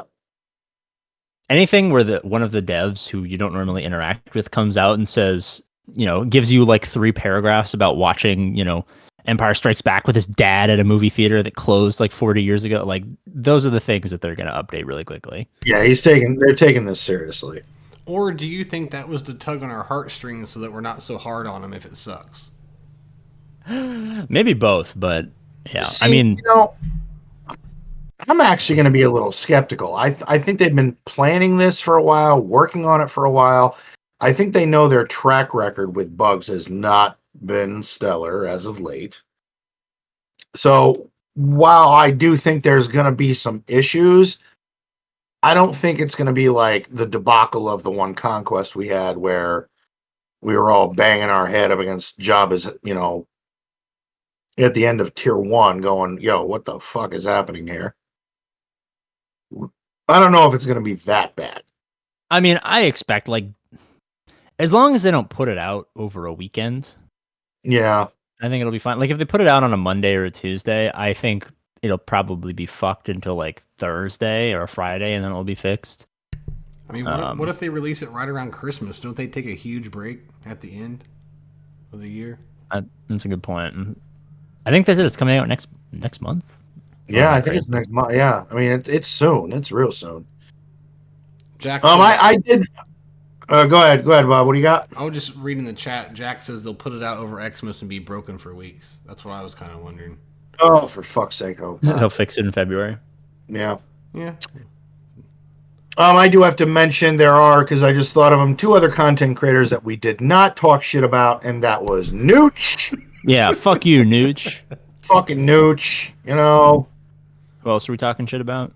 Solo Base 15. Yeah, fuck you, Solo Base 15. Fucking Solo. Dude, you need to stop being so fucking smart about GAC. Like, I'm sick and tired of listening to the Gambit podcast for good tips on GAC. Like I want to ride in my car and actually listen to good tunes and not listen to you and Zareth fucking ramble. But it helps. Have we officially sarcastically insulted everyone at this point? I think so. On a side note, we love all of you. We really do. No, we don't. Okay, well, AP doesn't. All of your unconditional love and support this last week to me and my family. I lied when I said I loved you all, and thank you for the help. I was lying. And Sternbach, our fellow co-host on the football podcast. You don't know shit. I pick better than you and Logan. You know what? Actually, to old man Logan, you fucking suck at picking things in the football. Yeah, we have a football podcast. Dude, I'm a degenerate gambler. I'll give you tips. Okay. Actually, I don't. We do an NFL podcast every Tuesday. You're always welcome, man. If you ever want to come I've gambled once in my whole life, and I won. So I retired. You should always do that when you're gambling. While you're up. Yeah. But if you Dude, it was crazy too. If you ever want to come talk to it's like a 12-leg NBA playoff parlay, and it hit, and I was like, I'm done. What's that? Is that on DraftKings or something? No, so I went to Vegas last year for like a medical conference thing to try and figure out if we can get some help for my dad. It was comped, so it wasn't like expensive or anything. It was all free, but I put $10 into Caesars Sportsbook, I think, and I made like this crazy like 12-leg playoff parlay of like all the underdog teams. And that was the night where like Trae Young hit like a crazy buzzer beater to beat Boston, like game 4. Like just so much random shit happened that night. And it was like a $10 bet. I made like $900 or something like that. I was like, oh, and I cashed out, and I never played again. No, I've had some weeks where I've been really on with NFL picks, but then there's been some weeks where it's like, man, and I read football. I look at stats, I look at numbers, and there's been some weeks where I'm like, what the fuck? What is happening right now? Hey, Chargers over Lions this week. And take it. He's got a tip from his mafia friends. I know someone on the team. I would take it. You know one of the refs. No, I know one of the players. Oh. He's not good enough to be on the field, but I know him. But he could spread his disease to somebody, or yeah, he could cough on Jared Goff or something like that. Please do. I'm sick of the fucking Lions. Re-injure Montgomery's kneecap. Somebody in chat did just mention new GL event. What will be wrong with it? So everything. It very well could be. I think. I mean, obviously, whenever you do an event for a GL, you want to bring it to Relic 7 as you're going for the ultimate material, but that's the bare minimum. I'm thinking the difficulty on this is going to be you're going to want your GLs either 8 or 9. Granted, it did say doesn't matter what the rest of the tunes are, but you're going to want them up there either. So I don't know. I'm thinking that somebody that has a Relic 7 GL with a Relic 5 supporting cast, you might get the shit kicked out of you. I think it'll be hard, but I don't think it'll be that bad. Is it going to be Galactic Challenge level? Because getting a GL is already hard enough. Like, do you really think for 2 Maul shards, they're going to make you Relic 9 your team? That would be the stupidest thing I've ever heard in my entire life. And I wholeheartily agree. It's just the way they worded it. Relic 7 is the minimum, and it doesn't matter what the rest of the tunes are. To me, that screams, you better have your ducks in a row. I think to me that just screams if you meet the entry requirements, it's like the Lord Vader or JMK ult mission. It's like if you can get in, you just kind of press buttons and win. Because the battle is getting the GL. I don't think it's Proving Grounds is hard because they want you to buy the Conquest Pass. Yeah. I think the GL event will be easy because they want you to just have GLs and buy Lightspeed bundles.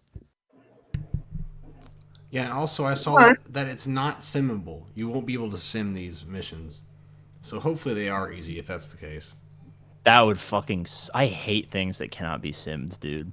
Yeah. If you had to do challenge tier assault battles every time they came around, the engagement on those would be less than 1%. It would be awful. That's why. That's why make it a Galactic War. You win 40 times, you can sim it for the rest of your life. Sig, fuck you for all your information that you provide us every couple weeks. Yeah. You bastard. Fuck you, Sig. It's like TB. The first couple days, I don't really do much anything other than deploy. I'm like, what? Why am I going to first couple days? You mean the entirety of TB? No, right around the do fourth TB day. battles? No, it's because I think in our guild we're getting about 37, pushing 38 stars. So right around the 4th, 5th day, the guild leaders start going, all right, guys, we kind of need some CMs done here. And I'm like, oh, fuck. All right. How much do How much do combat missions really help? Not that much. The ship ones help. The ship ones do. I mean, the other ones are worth a lot. I mean, if you get everybody in the guild to participate, it does make a difference, but see, I do this clever thing called ignoring Discord messages when it comes to PvE content. You should try it. It's really effective. All right. AP, I got a quick story for you, and I want your honest opinion. And you know what? We've been talking shit about content creators. It has nothing to do with content creators, but I was really hoping I was going to say fuck you to another person that I missed, but okay. Talk a little shit about my previous guild slightly. I mean, I left. Say my previous wife, and I was like, okay. Oh no, I no, don't get me started. I have 2 of those. I could do an entire podcast on that. That would be the greatest. Coming soon. Called Divorce Dads podcast. If if the viewers want me to spend a segment about bitching about my ex-wives, believe me, I have plenty of material. All right, let's hear it. Let's shit talk I'm your always ex on the guild. lookout for a future ex, Mrs. Old Man Logan. So, so my last guild, TW is mandatory. You join, you participate. I joined. I placed all my defense. Now I place enough on defense that every time defense is placed, I'm in the top 3 of points allocated for defense. Life happens, shit happens. I wasn't able to attack. When I finally noticed, I look at the board and our opponent hadn't even gone through like our first 2 walls, and we just about cleared them. I did a couple of attacks just to be like, "Oh, okay, I participated. Yay." It ended. A day later, I got a message from an officer saying, due to the fact that you didn't meet the requirement for a certain amount of attacks, we're asking you to sit out the next TW. And I just kind of went, no. Are you... What? Like, if I was the reason why we lost, yeah, fine. You know, not saying that my roster, but you know, if me and a few other people, if my wholehearted participation meant that, you know, we didn't do as well, then yeah, I'd take that on the chin and go, okay. But the fact that Ed Norton curb stomped this guild, yet I still get asked to sit out, I had a problem with that. And then I got another message back saying, well, you knew joining the guild that these rules are non-negotiable. We're sorry you feel that way. And I went, all right, well, then I'm out. I'm not going to sit. This is ridiculous. No, I'm not sitting out an event. This is, I mean, come on, man. You know, should I have messaged? Yeah. Is the onus on me? I probably, some shit came up. I didn't message. I should have. But the fact that it was a blowout, I went, no, man, I'm done. Aren't you in a content creator guild, or were? Isn't that what you're talking about? I'm not going to name the guild, but I was. Which now is even funnier that we've been talking shit on content creators, and you're talking about a guild full of content creators. We were joking. At this point, I'm kind of legitimately talking shit because I thought under the circumstances what they were doing was a little unreasonable in my opinion. Granted, I could have messaged, hey, something came up, I'm not going to be able to attack. I didn't. But still, a blowout win, and you want me to sit out the next one when I always finish in the top 10 in every TW? So, I don't know, I left the guild and I joined a new one because I just didn't want to deal with that kind of shit. My honest opinion is I ignore all communication from my guild, so there's a high likelihood that they say that about me every single TW, and I'm just unaware of it. Okay. I mean, as long as the internet's been around, there's been people who wear fedoras and they have no power in their real life, so they want to exert that on other people in Discord. That's why I mean I keep a picture of my butthole ready for whenever those people pull up, so I can just copy paste 500 times and then leave. That's a joke, because that's sexual harassment, and I've never done that before for legal purposes. That was indeed a joke. Do not do that. Do that. Yeah, don't do that.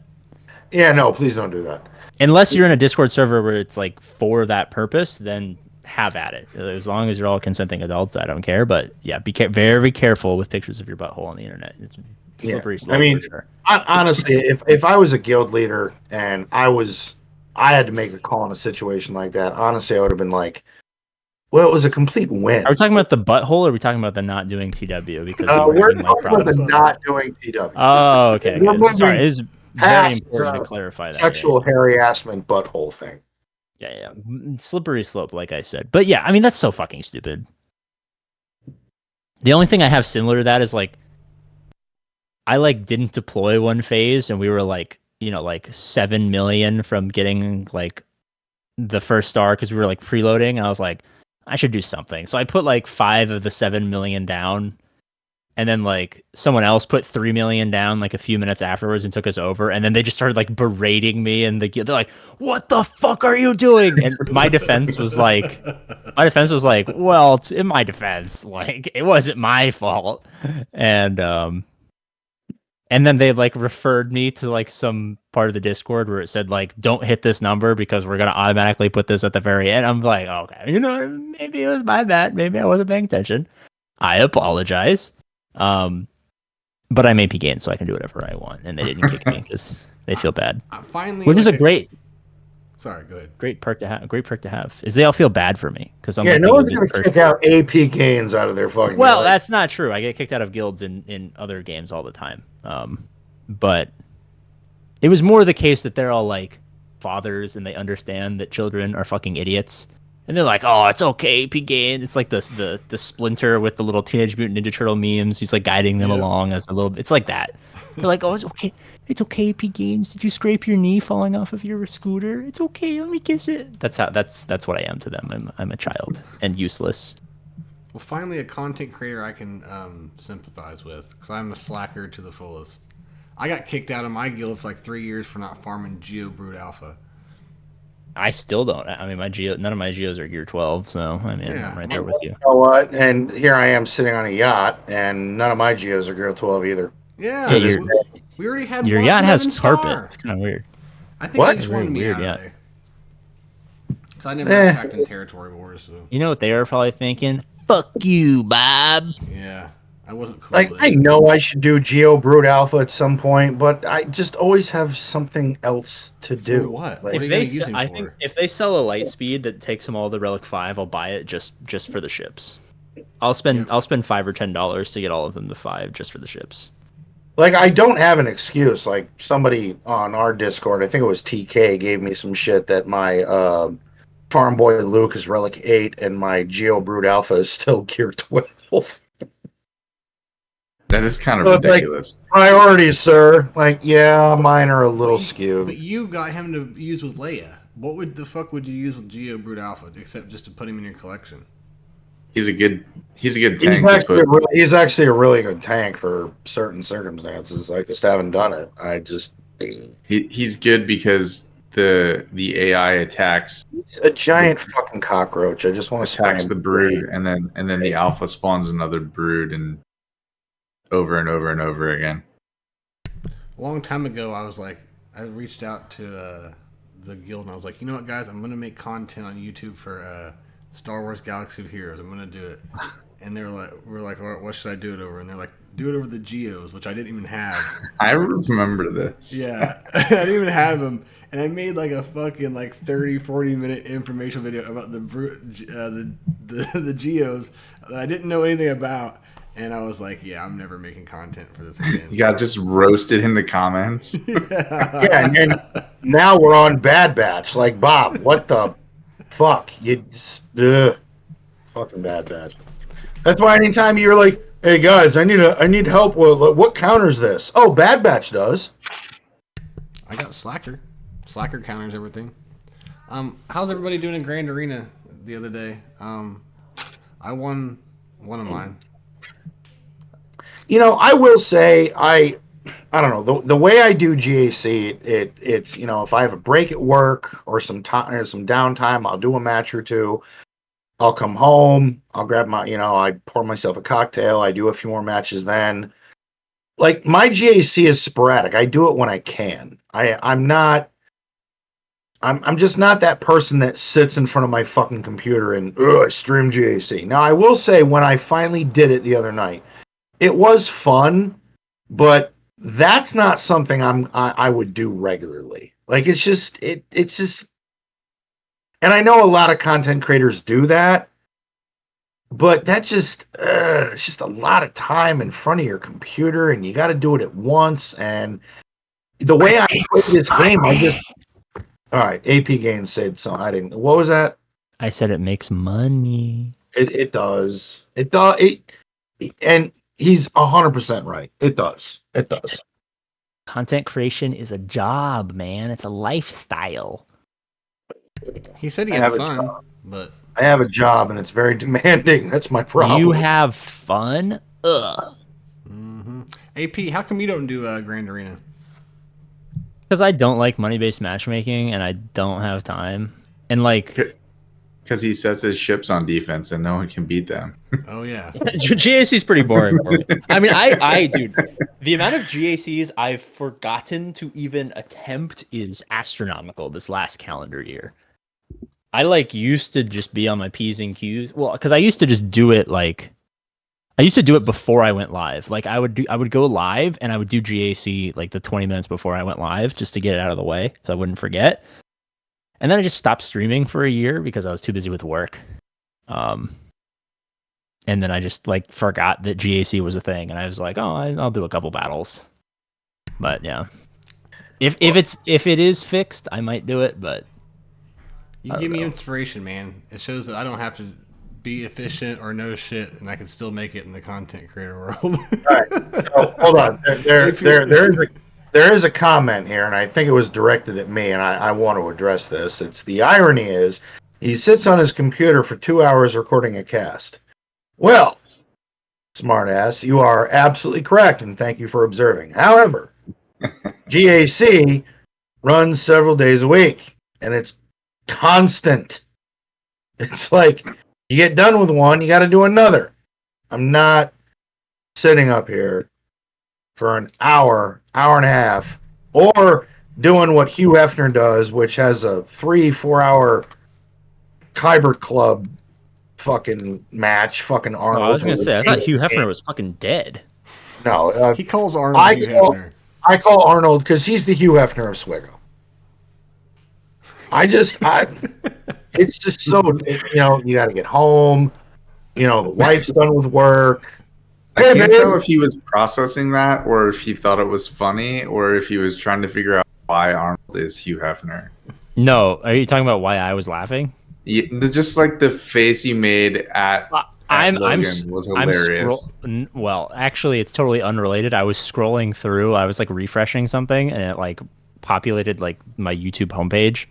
And the first video that was recommended to me was titled 803 Days with No Porn, What It Did to Me. And it's just like some guy who like photoshopped his muscles, and he's just like staring with like a blank couch, like a white wall and a brown couch. I was like, what the fuck? Why does this have 1 million views? You know what? I will be 100% honest. When you're overseas, after the first month, you don't go a day or two. You bust. Like external hard drives were passed around like redheaded stepchildren. It was rough. It's the way it is. Terrible analogy, by the way. I didn't know that redheaded stepchildren were just passed around like that. That's unfortunate. That was a terrible analogy. All right, let's move on from that one before we definitely get canceled. Yeah, we probably will. Again, I was talking our GAC. Well, I did my first one live. It was fun. I'll do it every now and again, but I lost. The Toxic Leia team with Han and Chewie just killed me. That shit is just horrible to look at, deal with, fight against. You just want to end your life. So I got to make a couple adjustments. Fuck you, Sanjita, content creators. You had a great video. You countered it with Jedi Master Luke and Jedi Knight Cal first try. I will be looking at that video again on what you did. And yeah, that's going to be my issue. This GAC is dealing with the Toxic Leia team. Can we regulate when we're about to give a content creator a compliment and say fuck you first to them? Fuck you, you did a great job or something? I think it's a cool trend. I just do that in real life. I just have a habit of just like insulting people every time I mention them. I think it's fun. Like I grew up with my family would like cuss at each other and flip each other off and hit each other in the nuts and weird shit like that. And yeah, I don't know if I would do that with my grandfather. God bless him, 93 years old, still alive. He's the one that started the tradition. New York State Trooper for 30 years. I think if I insulted him, he'd shoot me. Man still packs a 38 snub nose around with him, so that's just the way he is. That's what I try not to piss him off. Jesus. So do you guys want to? Unrelated. I'm thinking about buying a handgun for funsies sometime in the next calendar year. Any recommendations? I don't know anything about guns.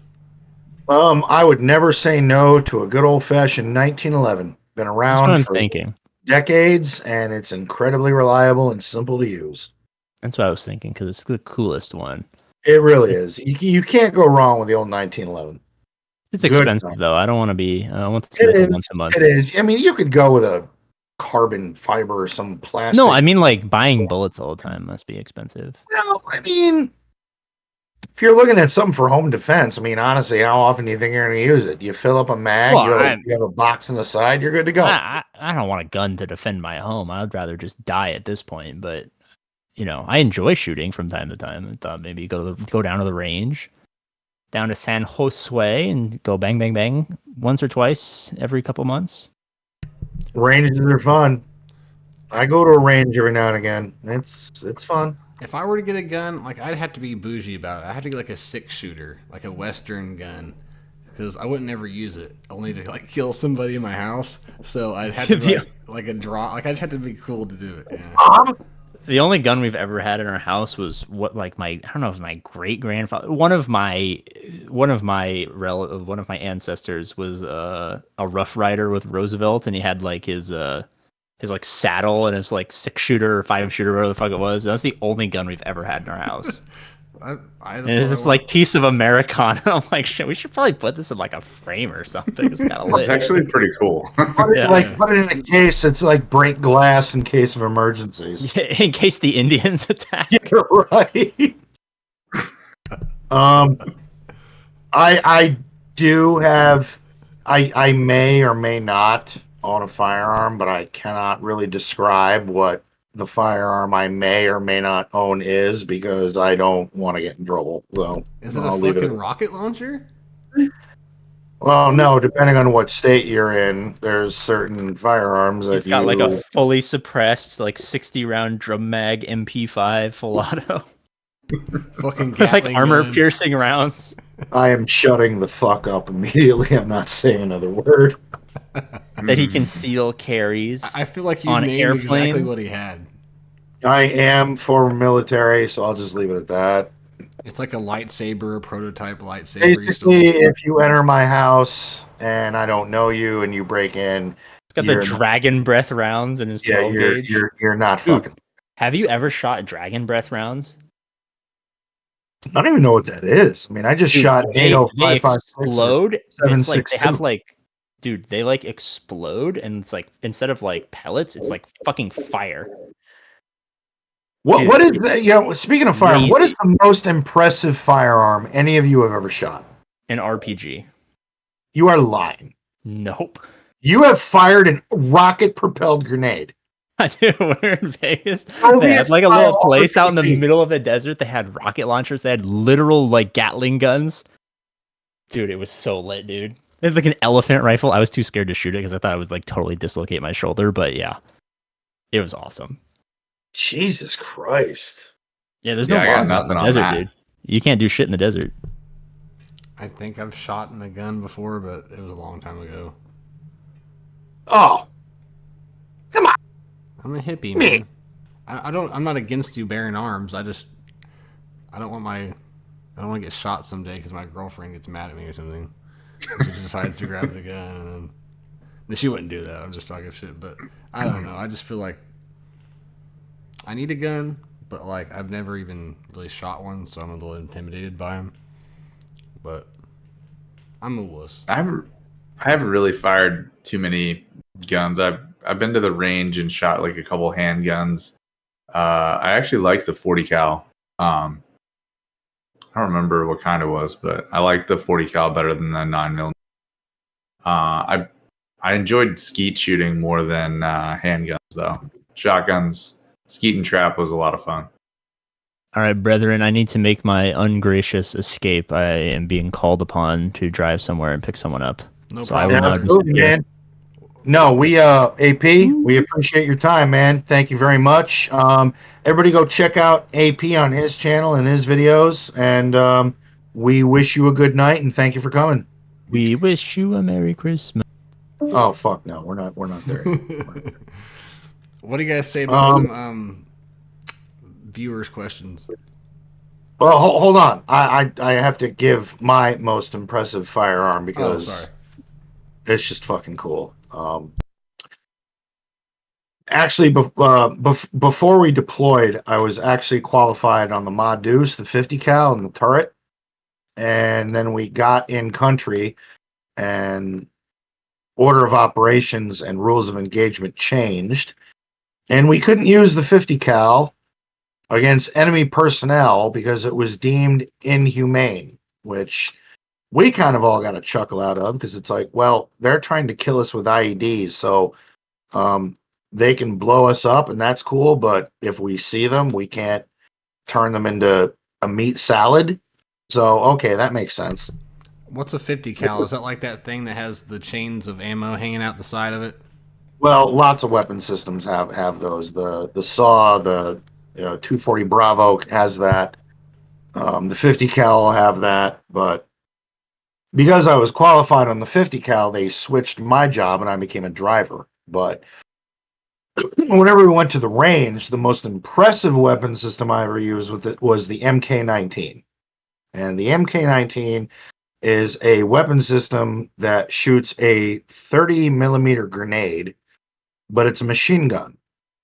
So it's a machine gun that shoots grenades. Oh, that's fucking cool. I've played a video game like that, but that's it. Yeah, that's probably the best weapon system, and I have probably fired thousands upon thousands of rounds out of a 50 cal machine gun. But the MK19 by far was the most fun. That was just amazing. Did you ever play Star Wars Battlefront 2? Absolutely. The not the old one, but the remake. Yes, yeah. What you just described reminds me of Bosk's Relby gun, where he just shoots the grenades out. Yep. That is what I'm imagining. That is just exactly what the MK19 is. Pumping grenades into like an area and them all exploding at once. Like you would do bursts of 3 rounds, so it would literally go like dunk, dunk, dunk, like just bum, bum, bum, and kind of range it, aim for your target, but short controlled bursts. But man, when you saw them downrange blow up, you're just like, woo, yeah, that shit gets your dick hard. I'm sorry. It's just, I just got hard thinking about it.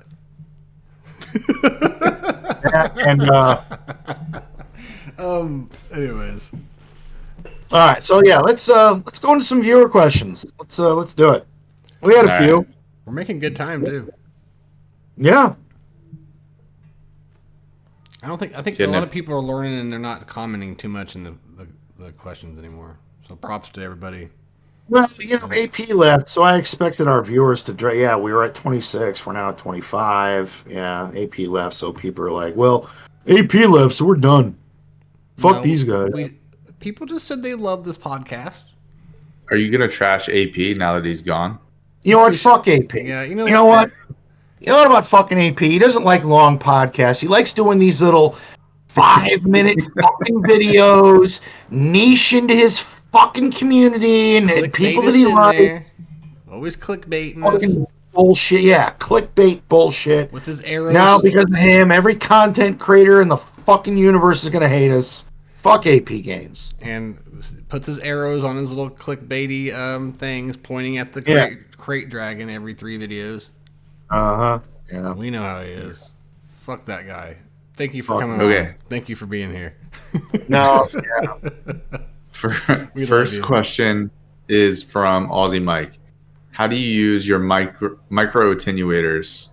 Do you use them only on like 6A with 4 speed rolls? Like I think he's asking like how do you select your mods? Really, Mike? Oh, go ahead. No, go ahead, Rob. Go ahead. I mean, I don't put too much thought into it as with anything in this game. So, if I'm rolling on a mod that I want to get more speed on, or maybe something else, I don't know what that would be. I just do it. I don't really look to see what they are, what level they are. I don't like to do over 2 though. I'll do a 15. And what is it after you do 15? Is it 25? 25. I don't like to do anything above that. That's just way too much. But no, after 25, I stop. There's no point. If I've been drinking whiskey, I sometimes do the 25s. I've done it. It's amazing you say that. I've been half in the bag and went, fuck it, I'll get it. And you're like, God damn it. And then you get flat defense, and you're like, God. I was just about to say flat defense. Yep. Yeah. Next question from Aussie Mike for TW.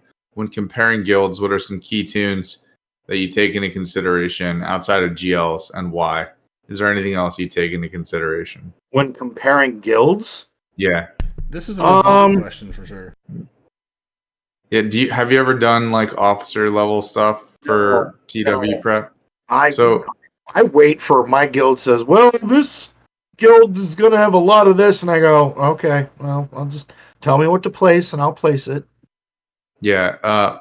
Mike, I usually our guild isn't super TW crazy. So I'm probably not the best officer to answer this question, but we run a DSR bot compare just to see like basic stats.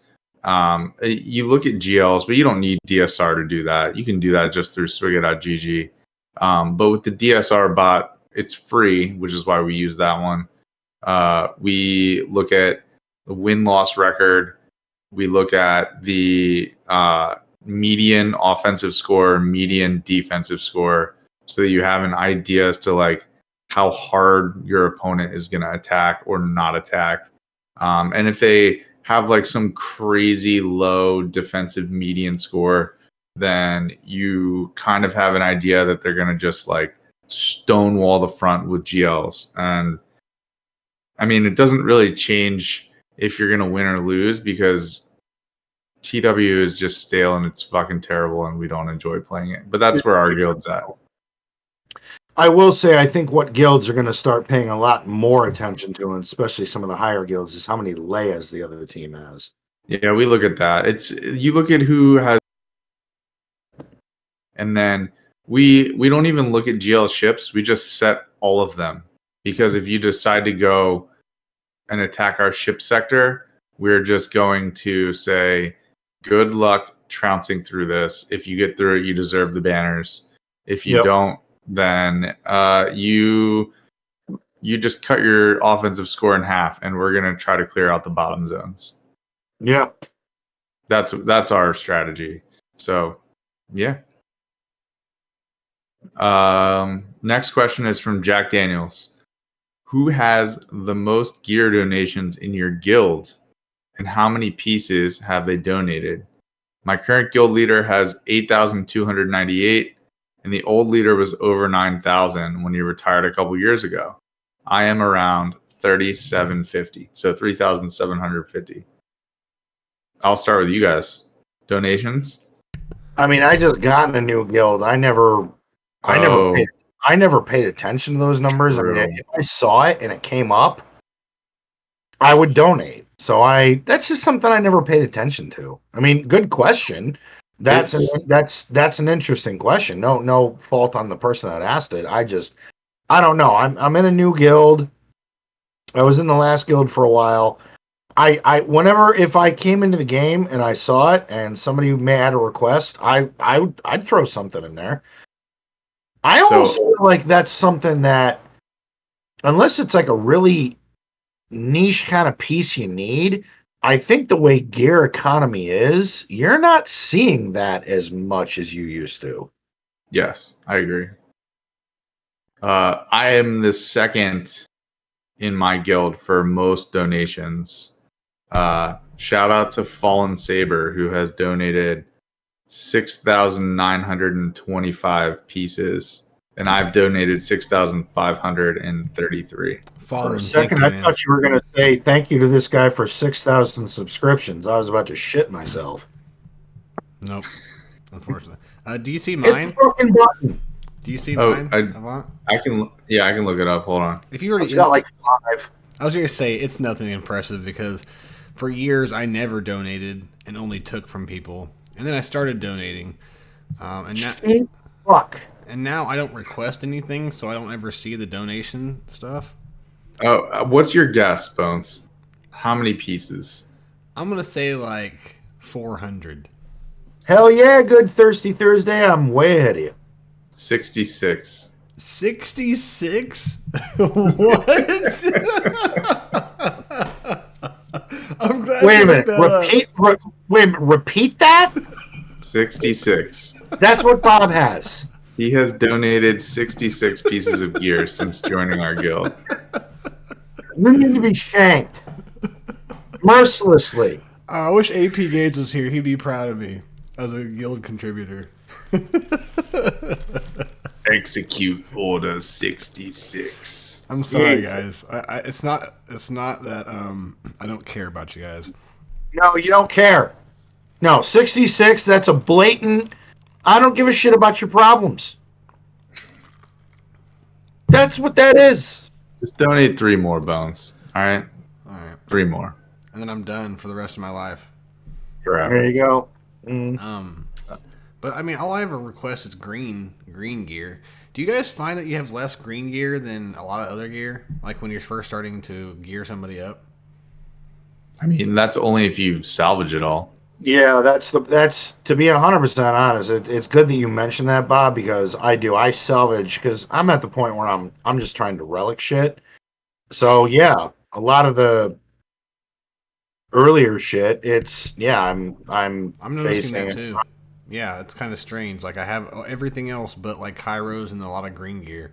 But if you farm the right stuff, like, stuff for bronzium wiring, things like that, if you know what to farm, how often to farm it, you're like, I know everyone's like, bronzium wiring, dude, it sucks. Like, I'm never under 200 bronzium wiring at any point. I'm never under it. I always have bronzium wiring. That's because I farm that Avant, what is it? Lightside 7B. Thank you. I farm that. I refresh that 3 times a day. Every day. Yeah, that's all I refresh. Mm-hmm. Okay, next question's from Drew. Long time ago, it used to matter the placement of your tunes in your squads. Does anyone remember why we did this, and does it still matter? I don't. What was that question? Repeat that?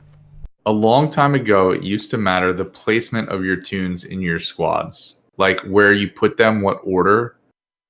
Does anyone remember why we did this, and does it still matter? I feel like the answer is yes. Yeah, there was a couple of, like, in the gas event, didn't you have to have the team laid out a certain way? So obviously you need your leader in the but you need, like, it matters if you call a mass assist where everyone will attack, because then they will attack in the order in which you select them and put them into the slots. So that's actually a thing. It only matters on mass assists. So teams that don't mass assist, it doesn't matter. But if you okay, and I know there's going to be a couple people that comment in the chat and say, "Well, it does matter. It matters for this." And you already got a few.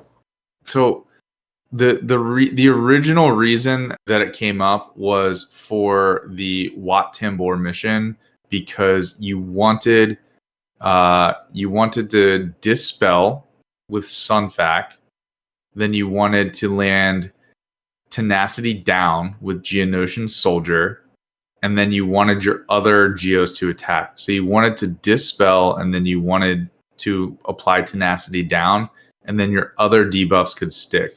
And you wanted Poggle to go last so that he could ability block, because you could successfully beat the Watt mission with Gear 12 Geos by ability blocking everyone. But you could only do it by dispelling, Tenacity down, ability block. And so people are talking about in the chat.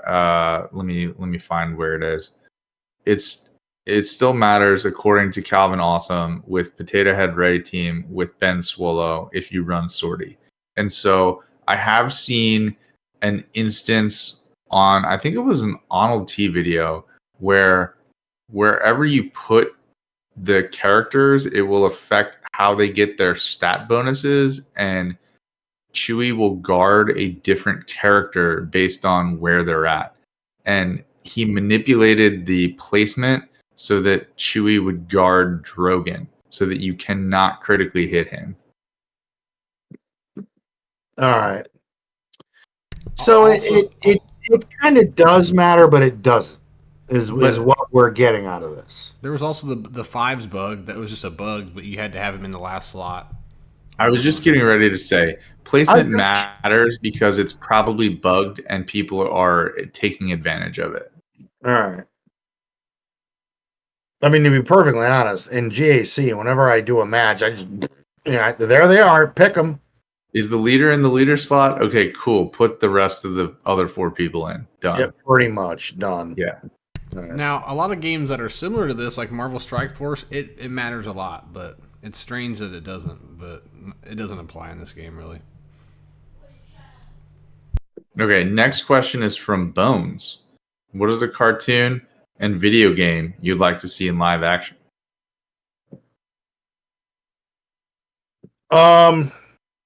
I want to take this because I have a dream. There was a game very similar to Tekken. It was called Soul Calibur. Good game, a lot like Tekken, except weapons were implemented. Good fighting mechanics, a lot like Tekken. I want Bandai Namco to develop a game with the same engine and the same mechanics of Soul Calibur, but I want it to be Star Wars. There was a Star Wars fighting game many moons ago before many of you fucking people have probably never played it. It was called Star Wars Masters of Terrascasi. One of the worst love that game. Fighting games ever made. It was horrible. So I would like Bandai Namco to take the Soul Calibur engine and make a Star Wars fighting game. You didn't answer the question. Yeah, I just did. No, I need a video game that's already existing and a cartoon that's already existing, and that you want to see like in a live action movie format or live action for like TV or something. Oh, if that's the case, I want like a Souls-based He-Man game. No, not a game that you'd make, like a video game. Let's say like Metal Gear Solid. If they made it into like a movie, that's what I'm saying. Like, what's a game that already exists that you would make into a movie, like the live action? You actually already called it Metal Gear Solid. And I would want to see. One, actually. Oh, that's pretty cool. I hope it's like the original story with Solid Snake. Supposedly, I think it's Poe that's playing him. Oh, Oscar Isaac. Oh, that's pretty cool. Actually, that's a good cast. That is a good cast. I'd go with that. You see him with some long hair and an eye patch and a cigarette hanging out of his mouth? Yeah, he's a good actor. For sure, I like him. He is a good actor, that's true. My answer for this question is I used to love this game on PlayStation called Red Faction. Would love to see that. God. That was a great shooter. Oh, it was so fucking fun. And especially the original one. The first Red Faction, the multiplayer game, was so much fun. There was this level. It was like the first shooter that you could actually destroy the environment. Yes. There was this level, and it was literally just a rectangle, and on each end of the rectangle was like 4 levels, and it would be staircases that go up. And then the complete center was open, and my friends and I would play that. And you would just get the rocket launcher and stand across the map and shoot rockets into the structure trying to hit the other person. It was insanely fun. That sounds cool. But that game was pretty cool. There was a cool story mode. I feel like it'd be a fun. No, for sure. For sure. Like a cartoon I've been dreaming of my whole life is a Dragon Ball Z, a good Dragon Ball Z adaptation, live action. And you said it, one of my all-time like franchises, stories, lore is Tekken. I would love to see. I know they've made Chinese or Japanese movies with like an actually high budget. They did it. They did a live action American movie of Tekken. They did a sequel called Tekken 2: Kazuya's Revenge. They were not very good. Yeah, I saw those. I thought it was Japanese, but it was terrible. Like I want a high budget, like Marvel budget, Dragon Ball and Tekken. Because we've gotten plenty of Resident Evil, and I love Resident Evil. I would like to see a good adaptation of that, but there's just idiots keep getting a hold of that. But I do like I do like your idea of a game though. That'll have to be another question next time. Next question is from CS Wins. All right, time to get back into questions. Apologies for the hiatus. Been in the process of purchasing the company that I work for, and that's taken a lot of my attention lately. Good for you. That's huge, man. Congratulations. Congrats. For some questions. What's one tune you regret gearing or relicking, and one tune you felt you were ahead of the curve on with gearing and relicking them early? Logan, regret. Farm Boy Luke. Bones? I don't relic characters that I don't know that are already good. So I have no regrets. I regret having to CG making me to farm certain relic characters, but that's it. Mm-hmm. So I have no regrets. I regret relicking Barris because she's a backstabbing bitch. You bitch. I knew you were gonna go there. I knew it. I knew you were gonna go with Barris. I thought I was ahead of the map when I did Baze. When Saw Gerrera came out, I instantly took Baze to R5, but Saw sucked. So Baze, well, I don't regret it because it's a good relic. But that's a good segue for you're ahead of the curve because you're gonna get Leia soon, and he's good with Leia. So yeah, what's sad is I don't have a. I'm gonna have to work on some tanks because then that takes him away from my AdRad team, which I don't have K2SO. So ahead of the game, Logan. Ahead of the game, honestly, that's recent. And again, I did blame Pico Burrito for Drogon, but he messaged me and said, no, I just suggested. And I went, nah, I'm still going to blame you. But to let him off the hook, I will say that I felt like I was really ahead of the game when I wailed out and I did Old Man Rex. Because he was out fucking standing when he came out. And I brought him to Relic 7. I wailed him, brought him to Relic 7, and gave him an Omicron. And, man, I won a few matches because nobody knew how to deal with him. Jack, I was ahead of the game with Lobot because... You were. No shit. Good old Lobot. That's true, though. Yeah? Sorry, Bones, I cut you off. What were you going to say? No, I was just saying someone in the chat, Jack in the chat says, oh, damn, should I take FB Luke out of my favorites? I don't know if you're kidding or not, but yes, you should. Well, hold on. The thing about Farm Boy Luke I liked was the increased crit damage he gets per turn. But now that everyone is using this crazy, toxic Leia Han Chewie team, yeah, now Farm Boy Luke is kind of like, well, So, yeah, I would actually take him out of favorites. Now, it would be funny as hell, and God, fucking Meathead, Meatface. That's another one we didn't talk shit about. Not a content creator, but Meatball. Meatball, your fucking subliminal things suck. Throwing those fucking Red 5 fucking shit at us. It wouldn't shock me if they unveil Red 5 and you need a Relic 8 Farm Boy Luke.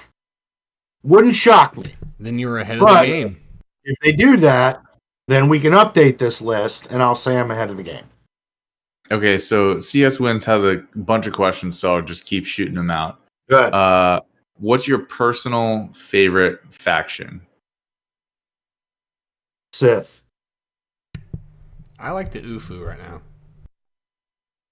I like Troopers. They're so fun.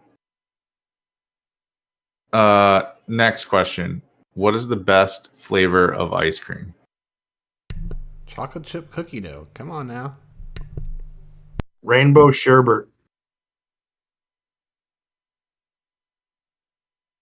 I don't eat a lot of ice cream in the winter, and when it's really hot out, I like the look. sherbet. I'm a sherbet guy. Is it sherbet or sherbet? Who gives a fuck? It's I say sherbet as well, but I think it's sherbet. It's rapace. Like, just, yeah. Sherbet, then. We'll stick with sherbet. It's okay. not Well, if you're allowed to pick sherbet, then I'm going to pick gelato, and I'm going to say cardamom flavored gelato. I got no problem with gelato. I like gelato. Pour some espresso on that. Yeah. All day. Man, you are bougie, bud. Yeah. You never had an affogato before? I don't even know what the fuck that is. Yeah. It's gelato with a shot of espresso poured on it. I'm down. Delicious. Serve it up. Yeah, it sounds good. I'm just like, you have like exquisite taste whenever it comes I'm to bougie as fuck. It's fine. I just want a steak and a beer. Next question. Is your preference to roast chicken or with or without a beer can in it?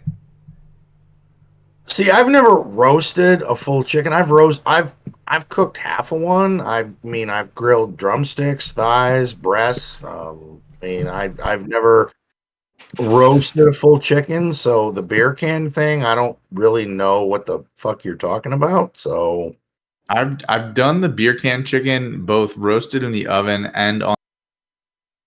It is good, but I prefer a spatchcock chicken. It's far superior. If it's chicken, if it's cooked, I'll eat it. Well, Bob, we know that. And then, have y'all ever roasted a pig on a spit? Highly recommend if you haven't. No, I've always wanted to, though. No, but my time in Hawaii, they cooked a pig underground. Yeah, I did that too. It was so good. They yanked that fucker out of the ground and cut it up and served it to us, and I was in heaven. Like, I ate to the point where I went into a meat coma. So, yeah. I've heard about the like my grandpa used to tell me they used to do that, and I always wanted to try it, but Oh, it's so good. It's just ridiculous how good that is. Ruko, where's AP? He had to leave early. We post this on Spotify, Apple Podcasts, and YouTube the next day. But he was here for all the fun stuff. We're just doing. He left, and then we were doing. If you're just now, now, but hit the fucking button anyway. Yep. If you're just now tuning in, it's worth the listen. It was completely off the rails. Yep. It really was. Like, we talked shit about almost every other content creator in the game. Out of love, we don't mean it, but we did talk some shit. If you want some fucking tea, guys, this is the one to go back and watch. Indeed. Next viewer questions from Drew. Since winter is coming, quote unquote, what's your favorite cold weather drink to keep you warm? Ooh. Just coffee. I like coffee with my caramel macchiato creamer. That's about it. But I like it like trucker twack. I like trucker twack. When it gets cold, like really cold, and I get home from work and I want to have like a hot cocktail, I do hot sake. Sake's good, man. I like sake. I'm not much of a hot. Sake's real good. I'm not much of a hot drink person, but hot apple cider with rum in it is super delicious. All right, hold on. This is a debate that I have. It's in chat, and this is a debate I have with my wife.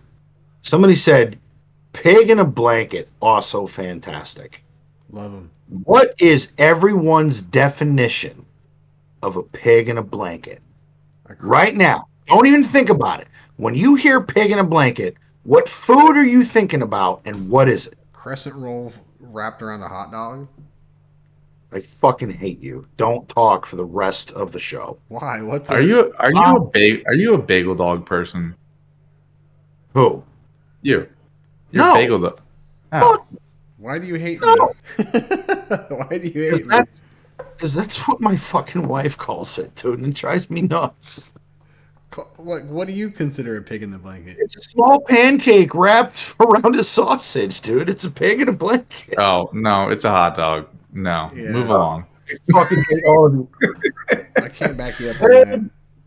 The consensus, it's, you know what, I can't debate you any longer. The consensus is a pig in a blanket is a fucking hot dog. I'm so pissed off I don't even want to do this show anymore. I'm so ridiculous. It's a pancake with sausage. It's a very thin pancake. It's a hot dog and a crescent roll. This is bullshit. It's bullshit. My whole life. Christ almighty. Now, Okay. I will give you, I'll meet you in the middle. I think that the pancakes wrapped in the sausage are better than pigs in the blanket, but it's not. It's also Bones saying this, so don't take it for a grain of salt. All right, next question is from TK. What is the best gift you've ever received? Oh, God, I don't even know. One that did really mean a lot to me was when Pico helped me out with the packs. That was really something that I'll never forget. But I mean, I was a pretty spoiled kid, so I had like all the cool Star Wars toys when I was a kid. So I don't know any of that stuff. My first child. Come on, man. How you gonna do to me like that? Because you said some dumb shit and I wanted to help you. And I said, now I'm like, fuck. I feel like a dick now. All right. So my first daughter, my oldest child, my daughter, but also my wife, on my birthday many moons ago, got me tickets to go see Joe Bonamassa live, who's my favorite guitarist, blues musician I've ever listened to, and I got to see him live for the first time. So there'd be that too. There he is. You don't feel so bad, Bob. Thank you. I feel better about myself. I think mine is actually a concert as well. My one of my favorite bands is Young the Giant, and my wife got me tickets to go see them. It was like right before COVID, and I went with some of my classmates from. I'm a physical therapist, so some of my classmates from PT school. It was a really awesome concert. What kind of music do they make? Alternative. Okay. What are they called again? Young the Giant. Post a song. I'll look that up. Post a song in the Discord that you think would be a good intro. Yeah, put a like your favorite song in the music section. All right, I can do that. Check it out. Real quick before we move on, what is a cheese for the armor shred in Conquest? I'm trying to do it right now. There's no cheese. You just have to do it. I use. Yeah, go ahead, Avant. Galactic Republic. I use JMK, Cam, Gas, Cat, and then you can do another armor shred character or like a passive character like Hoda or something, and then just take off all of your like crazy data discs that kill everyone. God damn it. Yeah, I generally do Gas, Fives, Moff Gideon, Fennec, and Armor. Because Gas will still stand. They'll have to go after Fives to get Gas down because he'll have the taunt. And yeah, you're going to get... Gas will probably go down, but you'll have enough, hopefully, opportunities to get... If your Moff Gideon is fast enough, get his off, Fennec's off. So, yeah, you should get at least 3, maybe 4 per match. Okay. So that's what I do. All right. That's Piggybacking off of a comment from Ruko in the chat, Ruko posted, "Call Me Back" and "Cough Syrup" are my faves. Those are Young the Giant songs. Ruko, go check out the Jakes. Look up the Jakes. That was the name of Young the Giant before they became Young the Giant. They have some really cool hidden tracks that you can see. See, I'm old, man. I hear you say alternative, and I go, oh man, so you like? No, it's not. Soundgarden. No. Old school shit. You know, when people wore flannels and jeans, and everybody didn't wash their hair and wanted to be Eddie Vedder. All right, I'm gonna speed through these questions because I think I'm torching my turkey that's on the smoker right now. All right, so go ahead. What do you got? What do you consider to be your skills? This is also from TK.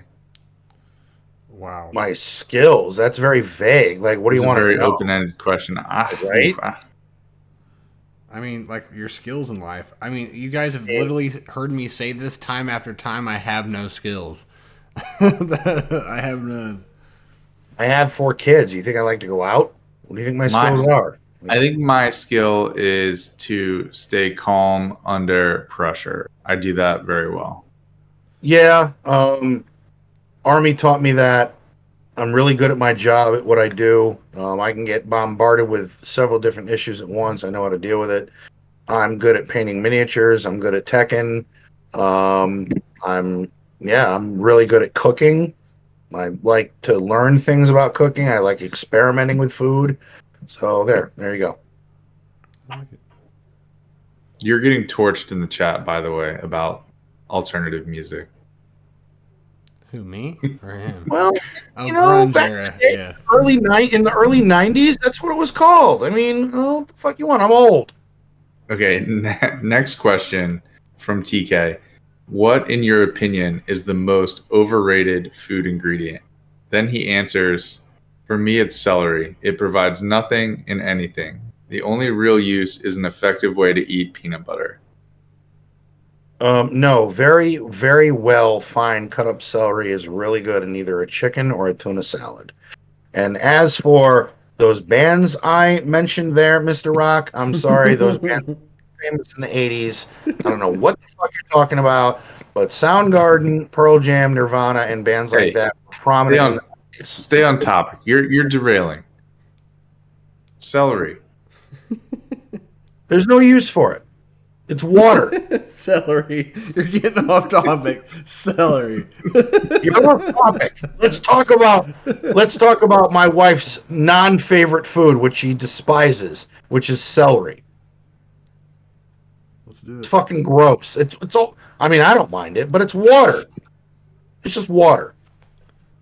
It's not really an ingredient, but in my opinion, an overrated food. I'll call it a food dressing. Gravy.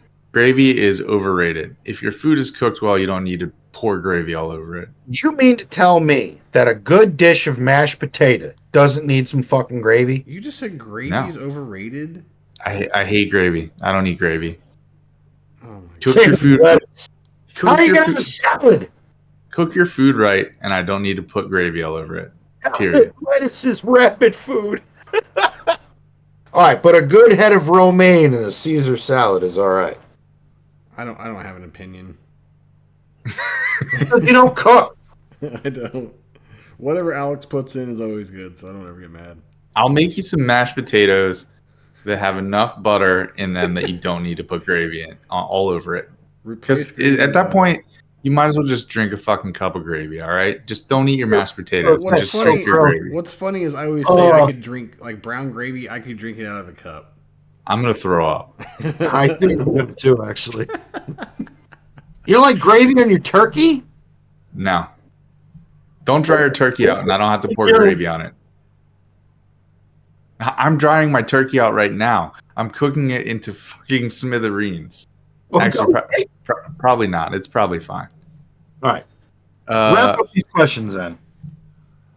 With CG, this is from Sardokar. With CG moving the rewards from crate to speeder bike, is there any point of a guild running crate at all? Notice the MK 1 to 3 rewards got increased. Do you think the store prices will change as well? No, I think the store prices will stay the same, but no, there's no point in running the crate raid. No, there's not. Not at this point. Like the crate raid is going to be dead. Every guild is going to try this new raid and see where they stand. I love that the chat is fucking roasting me right now. Roasting who? Me? Me. Oh. Gravy. One said, they are not liking your take on gravy, sir. I still stand by my comment. If your food is cooked well, I don't have to pour fucking flour and butter all over it to make it taste better. Moving on. I don't mind gravy on. You know, it's like biscuits and gravy. It's just mother's milk. But Hovorius in the chat says this Avant comment is dumber than when Logan forgot grunge existed. Drew asks if Yeah, you right. had. It's not alternative. It's grunge. That's right. You know what? I'm a fucking idiot. I'm just gonna stop talking. They're right. God damn it. It was Roasting you grunge. harder than you're smoking that turkey. How did I forget that? I lived through it. Jesus, I owned those flannels. Fucking A. Go ahead. Rest in Drew peace, Chris asks Cornell. if you had to pick a playable character from this game to play you in a movie. Well, you know mine's Chirrut. We say this all the time. That's Wait, true. That's somebody, absolutely true. What? If a character from this game, Swilga, who you had to pick a character from this game to play you in real life, who would it be? Bosk. Because He has a hard he's outer ugly shell he's ugly and crotchety. and wrinkly. I'm gonna pick Lobot. What is it with you and Lobot? I don't know. I got a what's up thing with for you? Lobot. Yeah, I could see you wearing the little thing around your head. Maybe I'll be Lobot for Halloween. Well, you know, you got a thing for Lobot, I got a thing for Bosk, and Bob's wife has a thing for APGAINS. So here we are. It's We're in actually this Arnold. Is it more Arnold? Drew It's Drew, Arnold. Not bad. Drew also comments, I only got to watch a few battles from Bones' GAC stream with the new account. How upset did Old Man Logan get while watching it? He had to leave. He had an aneurysm. And then he also says the Ad Rad battle was pretty funny. Yeah. And yes, Old Man Logan would be Old Man Rex. I forgot about him. Yes, that would. That's a I'll better go one. with that. Yeah, I like that one. I'd go with that one. Yep. Last question is from CM Trey 9771. When you look at your roster, when do you decide to just do a full mod makeover? I think it's just whenever you start noticing you're losing more or things are getting tougher for you. Or if it's just been a long fucking time. If it's been a really long time, it's probably time for you to do it. Define mod makeover though. That because I mean, certain tunes want certain mods, and if that's all you have Yeah. for that character to run, you know, at the optimum level you want them to run, that's what you got. Now you can improve mods, you can change a few things around, like you guys, like when we get a new conquest character, what's the first thing we do? We've worked on some mods to put on them, but every now and again we have to kind of rat fuck another tune or two and go, well, you don't really need this, or I don't use you that much, so I can take this.